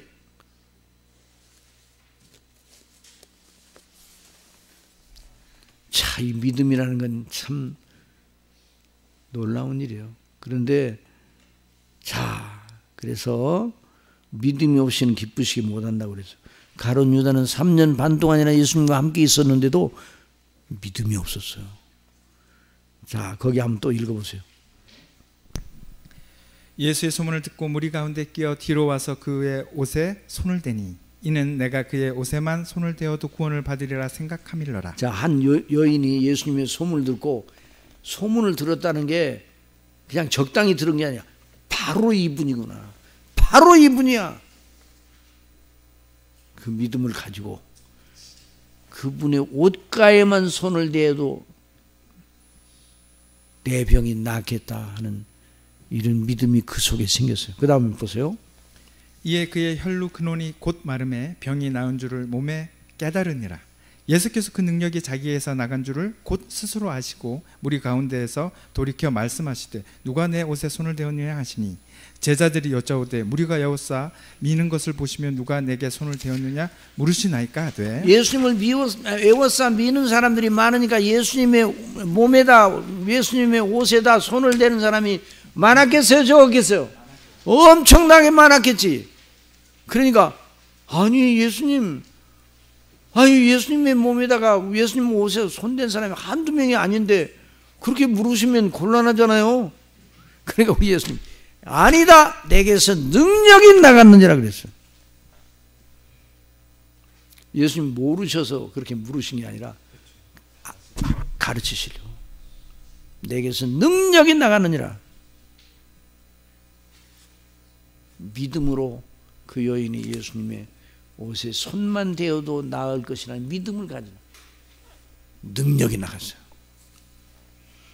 그러니까 오늘도 하나님의 이 구원의 우물을 마시는데 어떻게 마셔야 되는가? 믿음으로 마셔요. 믿음에 우물에서 물 마시려면 어떻게 마셔야 돼요? 우물에서 뭐가 있어야 돼요? 두레박이 있어야 돼요. 두레박이. 여기 서울에서 자란 우리 학생들은 우물을 모르니까 수돗물을 두레박이 있어야지. 저 밑에 두레박. 응? 깊은 우물은 시골의 깊은 우물은 몇 미터가 되잖아요. 4, 5미터가 되는 두레박이 있어요. 믿음의 두레박이 있어요. 믿음의 두레박이 있어야 구원의 우물들을 마시는 거예요. 자, 더 보세요. 예수께서 이 일을 행한 여자를 보려고 둘러보시니 여자가 자기에게 이루어진 일을 알고 두려워하여 떨며 와서 그 앞에 엎드려 모든 사실을 여쭈니 예수께서 이르시되 딸아 내 믿음이 너를 구원하였으니 평안히 가라 내 병에서 놓여 건강할지어다. 그다음에 너희 중에 누구든지 거기 막이라고 했는데 잘못했어. 막이 아니라 약이요. 야고보서라고요. 예. 마가복음이 아니에요. 잘못 쳤어. 막이 아니라 약이에요. 예. 먹는 약이 아니라 야고보서. 계속 읽어봐요. 예, 야고보서 1장 5절입니다. 너희 중에 누구든지 지혜가 부족하거든 모든 사람에게 후히 주시고 꾸짖지 아니하시는 하나님께 구하라. 그리하면 주시리라. 오직 믿음으로 구하고 조금도 의심하지 말라. 의심하는 자는 마치 바람에 밀려 요동하는 바다 물결 같으니 이런 사람은 무엇이든지 주께 얻기를 생각하지 말라. 두 마음을 품어 모든 일에 정함이 없는 자로다. 그러니까 믿어야 돼요. 어느 정도는 믿어야 돼요. 따라서 죽어도 믿어야 된다. 그렇게 믿어야 되는데 우리는 믿음을 흔들어대는 사단의 유혹이 오면요 이렇게 합니다. 하기야 내 말이 좀 맞기는 맞는데 내가 믿음을 가지려고 애를 쓰기는 쓰는데 하기야 내 말이 맞다. 중도에 사단에게 설득을 당해가 믿음을 버리는 경우가 많아요. 그러지 말고 야이로의 딸이 죽었잖아요. 아유, 선생님을 괴롭게 하지 마. 이제 더 이상 당신 딸이 죽었어. 그러니까 우리 예수님 뭐라고 말씀해요? 두려워하지 말고, 따라하세요. 두려워하지 말고 믿기만 하리라. 두려워하지 말고 믿기만 하라고. 제가 우리 교회 처음 부임하기 전에 소위 말하는 선설교를 보러 올 때 그 말씀을 증거했어요. 아유, 죽었는데 선생님 괴롭히지 마. 두려워하지 말고 믿기만 해라. 정말 우리 교회 오니까 제 눈에 보기에 교회가 죽었어요. 교회가 제 눈에 보니까. 지금 87년이니까 몇 년 전이에요?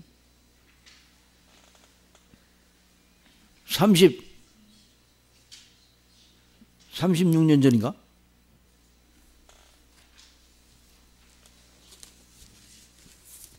그때마다 성령께서 제 속에 두려워하지 말고 믿기만 해라. 두려워하지 말고 믿기만 해라. 너 처음 여기 와서 설교할 때 그 설교하도록 내가 한 건 두려워하지 말고 믿기만 해라. 그래서 도망치려고 많이 애를 썼어요. 그런데 하나님께서 이렇게 막으시고 저렇게 막으시고 두려워하지 말고 믿기만 해라. 하나님께서 큰 은혜를 주기 시작하십니다.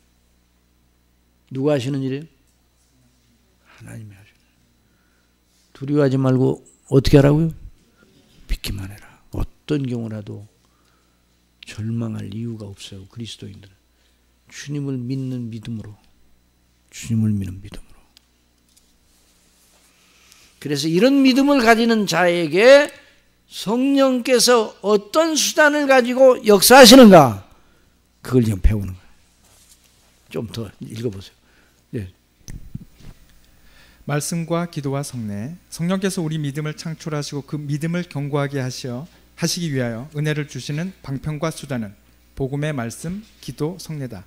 제임스 보이스는 하나님을 찬미하는 것도 은혜의 방편이라고 주장하였다. 틀린 말은 아니다.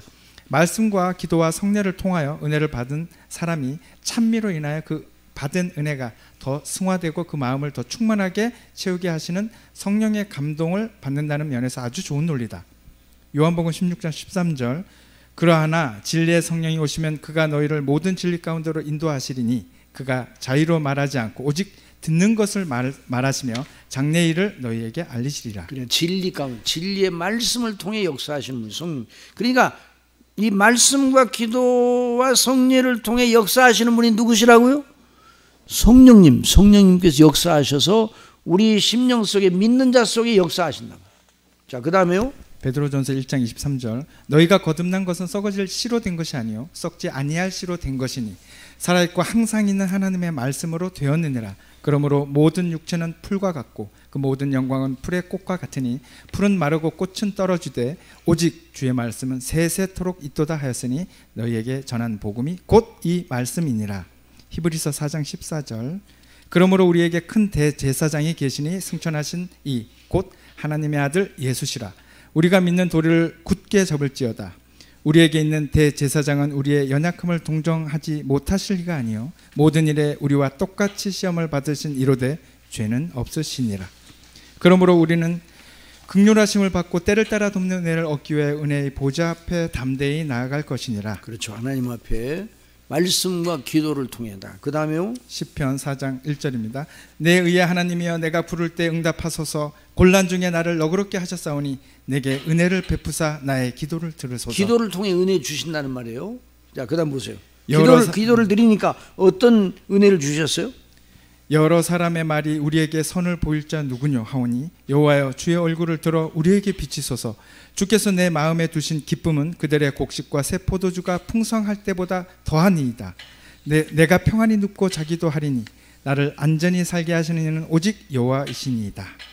마태복음 28장 18절 예수께서 나와 말씀하여 이르시되 하늘과 땅의 모든 권세를 내게 주셨으니 그러므로 너희는 가서 모든 민족을 제자로 삼아 아버지와 아들과 성령의 이름으로 세례를 베풀고 내가 너에게 분부한 모든 것을 가르쳐 지키게 하라. 볼지어다 내가 세상 끝날까지 너희와 항상 함께 있으리라 하시니라. 성례를 통해, 교회의 성례를 통해 세례와 성찬, 그걸 말하는 거예요. 그 다음에 고린도전서 11장 23절 내가 너에게 전한 것은 주께 받은 것이니 곧 주 예수께서 잡히시던 밤에 떡을 가지사 축사하시고 떼어 이르시되 이것은 너희를 위하는 내 몸이니 이것을 행하여 나를 기념하라 하시고 식후에 또한 그와 같이 잔을 가지시고 이르시되 이 잔은 내 피로 세운 새 언약이니 이것을 행하여 마실 때마다 나를 기념하라 하셨으니 너희가 이 떡을 먹으며 이 잔을 마실 때마다 주의 죽으심을 그가 오실 때까지 전하는 것이니라. 우리는 은혜를 사모하여 이 구원의 우물에서 은혜를 퍼 마셔야 한다. 그러니까 말씀과 기도와 성례를 통해. 그 다음에요. 그래서 세상을 이기게 하시는 성령님의 역사와 그 권능을 힘입어 그리스도와 연합하여 늘 아버지 하나님께 순종하는 능력의 사람이 되어야 한다. 고린도전서 4장 20절 하나님의 나라는 말에 있지 아니하고 오직 능력에 있음이라. 그러니까 그렇게 은혜 받은 사람은 능력자예요. 아시겠어요? 능력자. 자, 죄를 이기고 하나님께 순종하는 능력자예요. 세상을 이기고. 자, 그래서 구원의 우물 사는 뭔가 교회. 아시겠어요? 교회가 하나님의 구원의 우물의 집약체예요. 자, 시간이 좀 지나가긴 했지만 요거 조금만 더 가면 이제 곧 끝날 거예요. 그러니까 곧 끝나지는 못하겠지만 하여튼 곧 끝날게. 아니 너무 또 기르면 안 되잖아요. 곧 끝날 테니까. 예. 자, 거기 한번 읽으세요. 얼른 빨리 읽으세요. 더 빨리 읽을까요? 네. 주님께서 세우신 교회, 하나님께서 세상에서 당신의 사랑하시는 택한 백성들을 불러내셔 구원하실 때 각자를 지정하여 따로 부르시기는 하나 여전히 그리스도의 몸된 교회의 지체가 되게 하시는 경로를 통하여 부르신다고 보아야 한다. 자, 그러니까 각자를 예수님 믿게 하시는 건 틀림없어요. 개인적으로. 믿음은 개별성을 가지고 있어요. 그렇죠? 집단적으로 믿는 건 아니에요. 부흥이 일어나 집단적으로 믿게 하는 경우도 있긴 있으나 여전히 개별적으로 믿도록 하시는 거예요. 그런데 개인 전도를 통해서 개별적으로 믿더라도 그 사람에게 복음을 전해주는 그 사람은 어디에 속한 사람? 교회에 속한 사람이에요. 그리고 나중에 믿게 된 그 사람이 교회 지체가 되는 거예요. 그래서 이제 세례를 통해서 교회 지체로 받아들이잖아요. 그래서 결국은 이게 하나님이 세우신 이 놀라운 교회에 속해. 그러니까 구원받은 사람은 하나님의 교회에 속하도록 인도를 하시는 거예요. 그래서 교회밖에는 구원이 없다는 말이 나오는 거예요. 그 다음에 구약시대도 거기 보세요. 구약시대도 교회 개념을 강하게 비춰낸다. 본래 하나님께서는 이스라엘 당신 자신의 교회로 여기셨다. 그러나 백성들이 왕을 구하니 허락하시어 왕국이 되었다. 그러나 여전히 영적인 믿음의 사람들은 구약시대의 교회의 지체들이었다. 왕국에 속하였으면서도 교회의 지체들이 아닌 악인들도 있었다. 그러니까 이스라엘에게 속해 있으면서도 안 믿는 사람이 그 사람들을 악인이라고 그랬어요. 그 다음에 전도서는 교회 회중의 선생의 말이라는 뜻을 가진 책 제목이다. 성령께서 솔로몬으로 하여금 구약교회 설교자들의 모델을 전도서를 통하여 보여주게 하신 것이다. 거기 이제 히브리어가 나오는데 거기 보면 전도자라는 말, 코헤레트라는 그 말은 회중의 설교자라는 뜻이에요. 예? 그러니까 이 전도서는 뭔가 구약 교회의 설교자 모델이요. 설교 모델이요. 구약 교회. 자, 그다음에 그래서 이제 이 다윗이 이제 교회를 말합니다. 자, 133편 거기 읽어보세요. 보라 형제가 연합하여 동거함이 어찌 그리 선하고 아름다운고 머리에 있는 보배로운 기름이 수염 곧 아론의 수염에 흘러서 그의 옷깃까지 내림 같고 헐몬의 이슬이 시온의 산들에 내림 같도다. 거기서 여호와께서 복을 명령하셨나니 곧 영생이로다. 다윗은 왕이었으나 나라를 하나님의 교회로 서게 하려고 애를 썼다. 그러니까 이제 다윗과 다른 왕들의 차이가 그래요. 다윗은 자기의 나라를 하나님의 교회로 교회의 본질을 지키려고 애를 썼어요. 그런데 다른 왕들은 이스라엘을 교회로 생각하지 않고 왕국으로 생각했어요. 사울은 말할 필요가 없어. 그 자기 왕권을 잃어버리면 큰일 난다고 생각하니까 이스라엘 나라를 자기 수하에 놓고, 그러나 다윗은 이스라엘 나라를 자기 수하에 놓은 게 아니라 이스라엘 나라를 하나님의 거룩한 교회로 이해를 했어요. 그래서 이 다윗은 성일에 하나님의 성전에 가서 예배 드리는 걸 최고의 일을 여겼어요. 왕인데도. 자, 거기 보세요. 시편 42편 1절. 하나님이여 사슴이 시냇물을 찾기에 갈급함 같이 내 영혼이 주를 찾기에 갈급하니이다. 내 영혼이 하나님 곧 살아계시는 하나님을 갈망하나니 내가 어느 때에 나아가서 하나님의 얼굴을 배울까. 사람들이 종일 내게 하는 말이 내 하나님이 어디 있느냐 하오니 내 눈물이 주야로 내 음식이 되었도다. 내가 전에 성의를 지키는 무리와 동행하여 기쁨과 감사의 소리를 내며 그들을 하나님의 집으로 인도하였더니 이제 이 일을 기억하고 내 마음이 상하는도다. 우리 주 예수님께서 최후의 만찬석에서 내 교회를 세우리라는 강력한 의지를 보여주셨다. 그리고 오순절 성령님의 강림과 함께 복음이 광포되고 교회가 탄생되었다. 마태복음 16장 15절. 이르시되 너희는 나를 누구라 하느냐. 시몬 베드로가 대답하여 이르되 주는 그리스도시요 살아계신 하나님의 아들이시니이다. 예수께서 대답하여 이르시되 바요나 시몬아 내가 복이 있도다. 이를 내게 알게 한 이는 혈육이 아니요 하늘에 계신 내 아버지시니라. 또 내가 내게 이르노니 너는 베드로라. 내가 이 반석 위에 내 교회를 세우리니 음부의 권세가 이기지 못하리라. 내가 천국 열쇠를 내게 주리니 내가 땅에서 무엇인지 매면 하늘에서도 매일 것이요 내가 땅에서 무엇이든지 풀면 하늘에서도 풀리리라 하시고. 그래서 사도행전에 성령께서 임하시죠. 그리고 베드로를 통해서 하나님의 복음이 광포되죠. 그래서 교회가 세워집니다. 자, 2장 40절 말씀 이후 읽어봐요. 또 여러 말로 확증하며 권하여 이르되 너희가 이 패역한 세대에서 구원을 받으라 하니 그 말을 받은 사람들은 세례를 받음에 이 날의 신도의 수가 3,000이나 더하더라. 3,000이나 더하는 이 사람들이 세례받고 다 흩어졌어요? 아니에요. 그 다음에 그들의 사도의 가르침을 받아 서로 교제하고 떡을 떼며 오로지 기도하기를 힘쓰니라. 사람마다 두려워하는데 사도들로 말미암아 기사와 표적이 많이 나타나니 믿는 사람이 다 함께 있어 모든 물건을 서로 통용하고 또 재산과 소유를 팔아. 왜냐하면 그때는 예수님을 믿는다고 그러면 그건 완전히 유대교에서 출교 처분을 당하는 때이기 때문에 이런 그 형식이 있었어요. 자, 하여튼간에 이제 초대교회 이제 예루살렘 교회가 형성이 됐어요. 그래서 교회가 하나님의 성소예요. 성소. 자, 12면 보세요. 성소로서의 교회. 하나님의 계신 집이에요. 자, 거기 한번 읽어보세요. 그러므로 이제부터 너희는 외인도 아니요 나그네도 아니요 오직 성도들과 동일한 시민이요 하나님의 권속이라. 너희는 사도들과 선지자들의 터 위에 세우심을 입은 자라. 그리스도 예수께서 친히 모퉁이 돌이 되셨느니라. 그의 안에서 건물마다 서로 연결하여 주 안에서 성전이 되어가고 너희도 성령 안에서 하나님이 거하실 초소가 되기 위하여 그리스도 예수 안에서 함께 지어져 가느니라. 너희는 너희가 하나님의 성전인 것과 하나님의 성령이 너희 안에 계시는 것을 알지 못하느냐. 누구든지 하나님의 성전을 더럽히면 하나님이 그 사람을 멸하시리라. 하나님의 성전은 거룩하니 너희도 그러하니라. 여러분, 하나님의 성전, 우리가 하나님의 성전이죠. 교회가 하나님의 성전이에요. 그래서 하나님의 성전을 더럽히면 하나님이 멸하신다고 그랬어요. 자, 그 다음에요. 분쟁이 난 하나님의 성소인 교회에서 하나님의 거룩을 침범하고 제멋대로 말하고 행동하는 자들은 하나님의 은혜를 다 쏟아내고 하나님의 무서운 징치를 받는다. 그런 이들이 정말 진정으로 회개하기 전에는 은혜 못 받는다. 정말 그래요.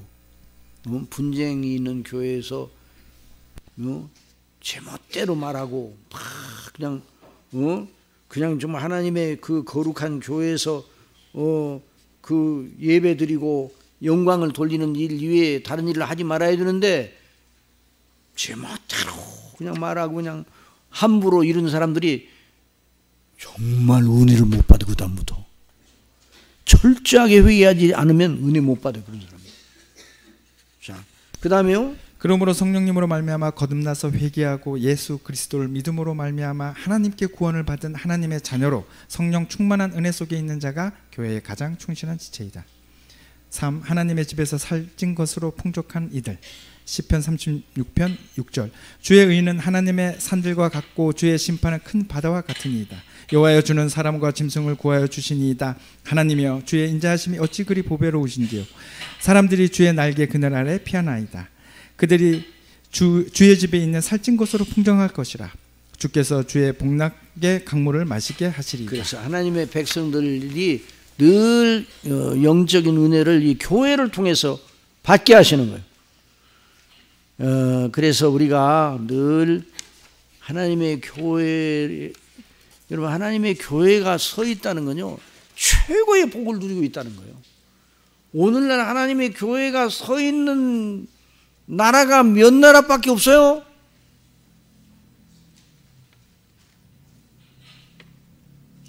저 유럽은 하나님의 교회에 모여서 예배 드린다고 누가 뭐라고 하지는 않고 그런데도 교회 안 나와. 전부 다 축구장에 가 있어. 주일날. 교회가 영국에 교회당은 많은데 교회 성도들이 없어요. 근데 그러니까 우리가 이렇게 모여서 하나님의 말씀을 듣고 교회에 뭐 예배를 드리고 말씀을 통해 은혜를 받는 건 최고의 복을 누리는 겁니다. 이 복을 빼앗겨서는 안 됩니다.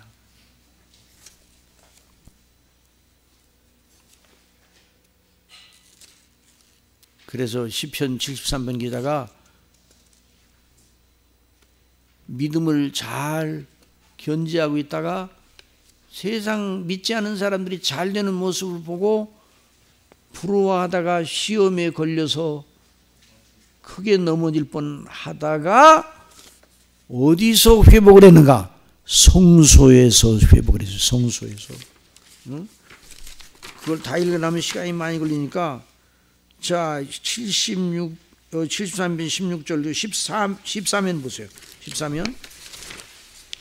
자, 그 내용은 여러분들이 다 읽어보시고, 이제 73편 16절. 내가 어쩌면 이를 알까 하여 생각한즉 그것이 내게 심한 고통이 되었더니. 왜냐하면 예수님 잘 믿는, 하나님 잘 믿는 사람은 징치를 만나면서 외형적으로는 고생을 많이 하는데 믿지 않은 사람들은 다 잘 돼. 도대체 이게 어떻게 된 건가? 그래서 시험에 빠졌어요. 그런데 이것을 어디서 하나님께서 그 사람을 회복시켜 주시는가? 성소, 교회 안에서 회복을 시켜 주셔요. 그 다음에요. 하나님의 성소에 들어갈 때야 그들의 종말을 내가 깨달았나이다. 주께서 참으로 그들을 미끄러운 곳에 두시며 파멸에 던지시니 그들이 어찌하여 그리 갑자기 황폐되었는가 놀랄 정도로 그들은 전멸하였나이다. 주여 사람이 깬 후에는 꿈을 무시함같이 주께서 계신 후에는 그들의 형상을 멸하시리이다. 내 마음이 산란하며 내 양심이 찔렸나이다. 내가 이같이 우매무지함으로 주 앞에 짐승이 오나 내가 항상 주와 함께하니 주께서 내 오른손을 붙드셨나이다. 주의 교훈으로 나를 인도하시고 후에는 영광으로 나를 영접하시리니. 이제 제정신 차렸어요. 그 다음에 하늘에서는 주 외에 누가 내게 있으리요 땅에서는 주밖에 내가 사모할 이 없나이다. 이 고백이 누구의 고백이라고요? 누구의 고백이에요? 우리의 고백이 돼요. 각자의 고백. 다 같이 다시 한번 읽어보세요. 73편 24절 25절 시작. 주의 교훈으로 나를 인도하시고 후에는 영광으로 나를 영접하시리니 하늘에서는 주 외에 누가 내게 있으리요 땅에서는 주밖에 내가 사모할 리 없나이다. 내 육체와 마음은 쇠약하나 하나님은 내 마음의 반석이 영원한 분기시. 무릇 주를 멀리하는 자는 망하리니 음녀같이 주를 떠난 자를 주께서 다 멸하셨나이다. 하나님께 가까이 하면 내가 보기라. 내가 주 여호와를 나의 피난처로 삼아 주의 모든 행적을 전파하리다.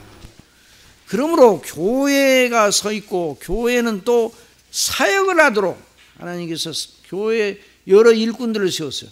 특별히 교회 사역 가운데 가장 중심이 되는 사역이 바로 말씀 사역.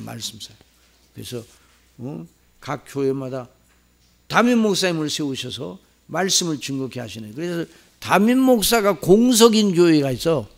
그 교회를 무슨 교회라고 하는지 아세요, 여러분? 헌법으로 허위 교회라고 그래요. 허위 교회. 담임 목사님이 공석으로 있는 교회 있잖아요. 그 교회를 허위 교회라고 그래요. 그 말은 가짜 교회라는 말이 아니에요. 그 말이 아니라 자리가 비었다는 말이에요. 특별하게 강조를 해서 자리가 비었다 이 말. 담임 목사님이 비었단 말이에요. 그럴 때 그 교회에 원활한 바른 그 은혜의 그 원천이요, 은혜를 주시는 방편이 집약되어 있는 교회의 기능이 온전하게 되지 못하고 있다는 것을 보여주는 거예요. 그래서 교회에서 담임 목사님을 세우는 일이 가장 중요합니다. 그래서 교회 담임 목사님이 세워지면 그 담임 목사님을 중심으로 해서 교회가 진행되도록 하셨어요. 이게 하나님의 뜻이에요. 우리 교회 김태선 목사님을 세우신 것도 누가 세우신 거예요? 하나님이 세우신 거예요. 하나님. 그걸 언제나 잊지 말고. 자, 그 다음에 거기 한번 또 읽어보세요. 교회 사역의 위치. 하나님께서는 교회 일꾼들을 세우시어 그리스도의 몸인 교회를 세우게 하셨다. 그 말은 그 지체들이 그리스도 안에서 견고하게 서서 그리스도의 장성한 분량에 충만에 이르게 하셨다. 에베소서 4장 11절. 그가 어떤 사람은 사도로, 어떤 사람은 선지자로, 어떤 사람은 복음 전하는 자로, 어떤 사람은 목사와 교사로 삼으셨으니 이는 성도를 온전하게 하여 봉사의 일을 하게 하며 그리스도의 몸을 세우려 하심이라. 우리가 다 하나님의 아들을 믿는 것과 이는 아는 일에 하나가 되어 온전한 사람을 이루어 그리스도의 장성한 분량이 충만한 데까지 이르리니 이는 우리가 이제부터 어린 아이가 되지 아니하여 사람의 속임수와 간사한 유혹에 빠져 온갖 교훈의 풍조에 밀려 요동하지 않게 하려 함이라.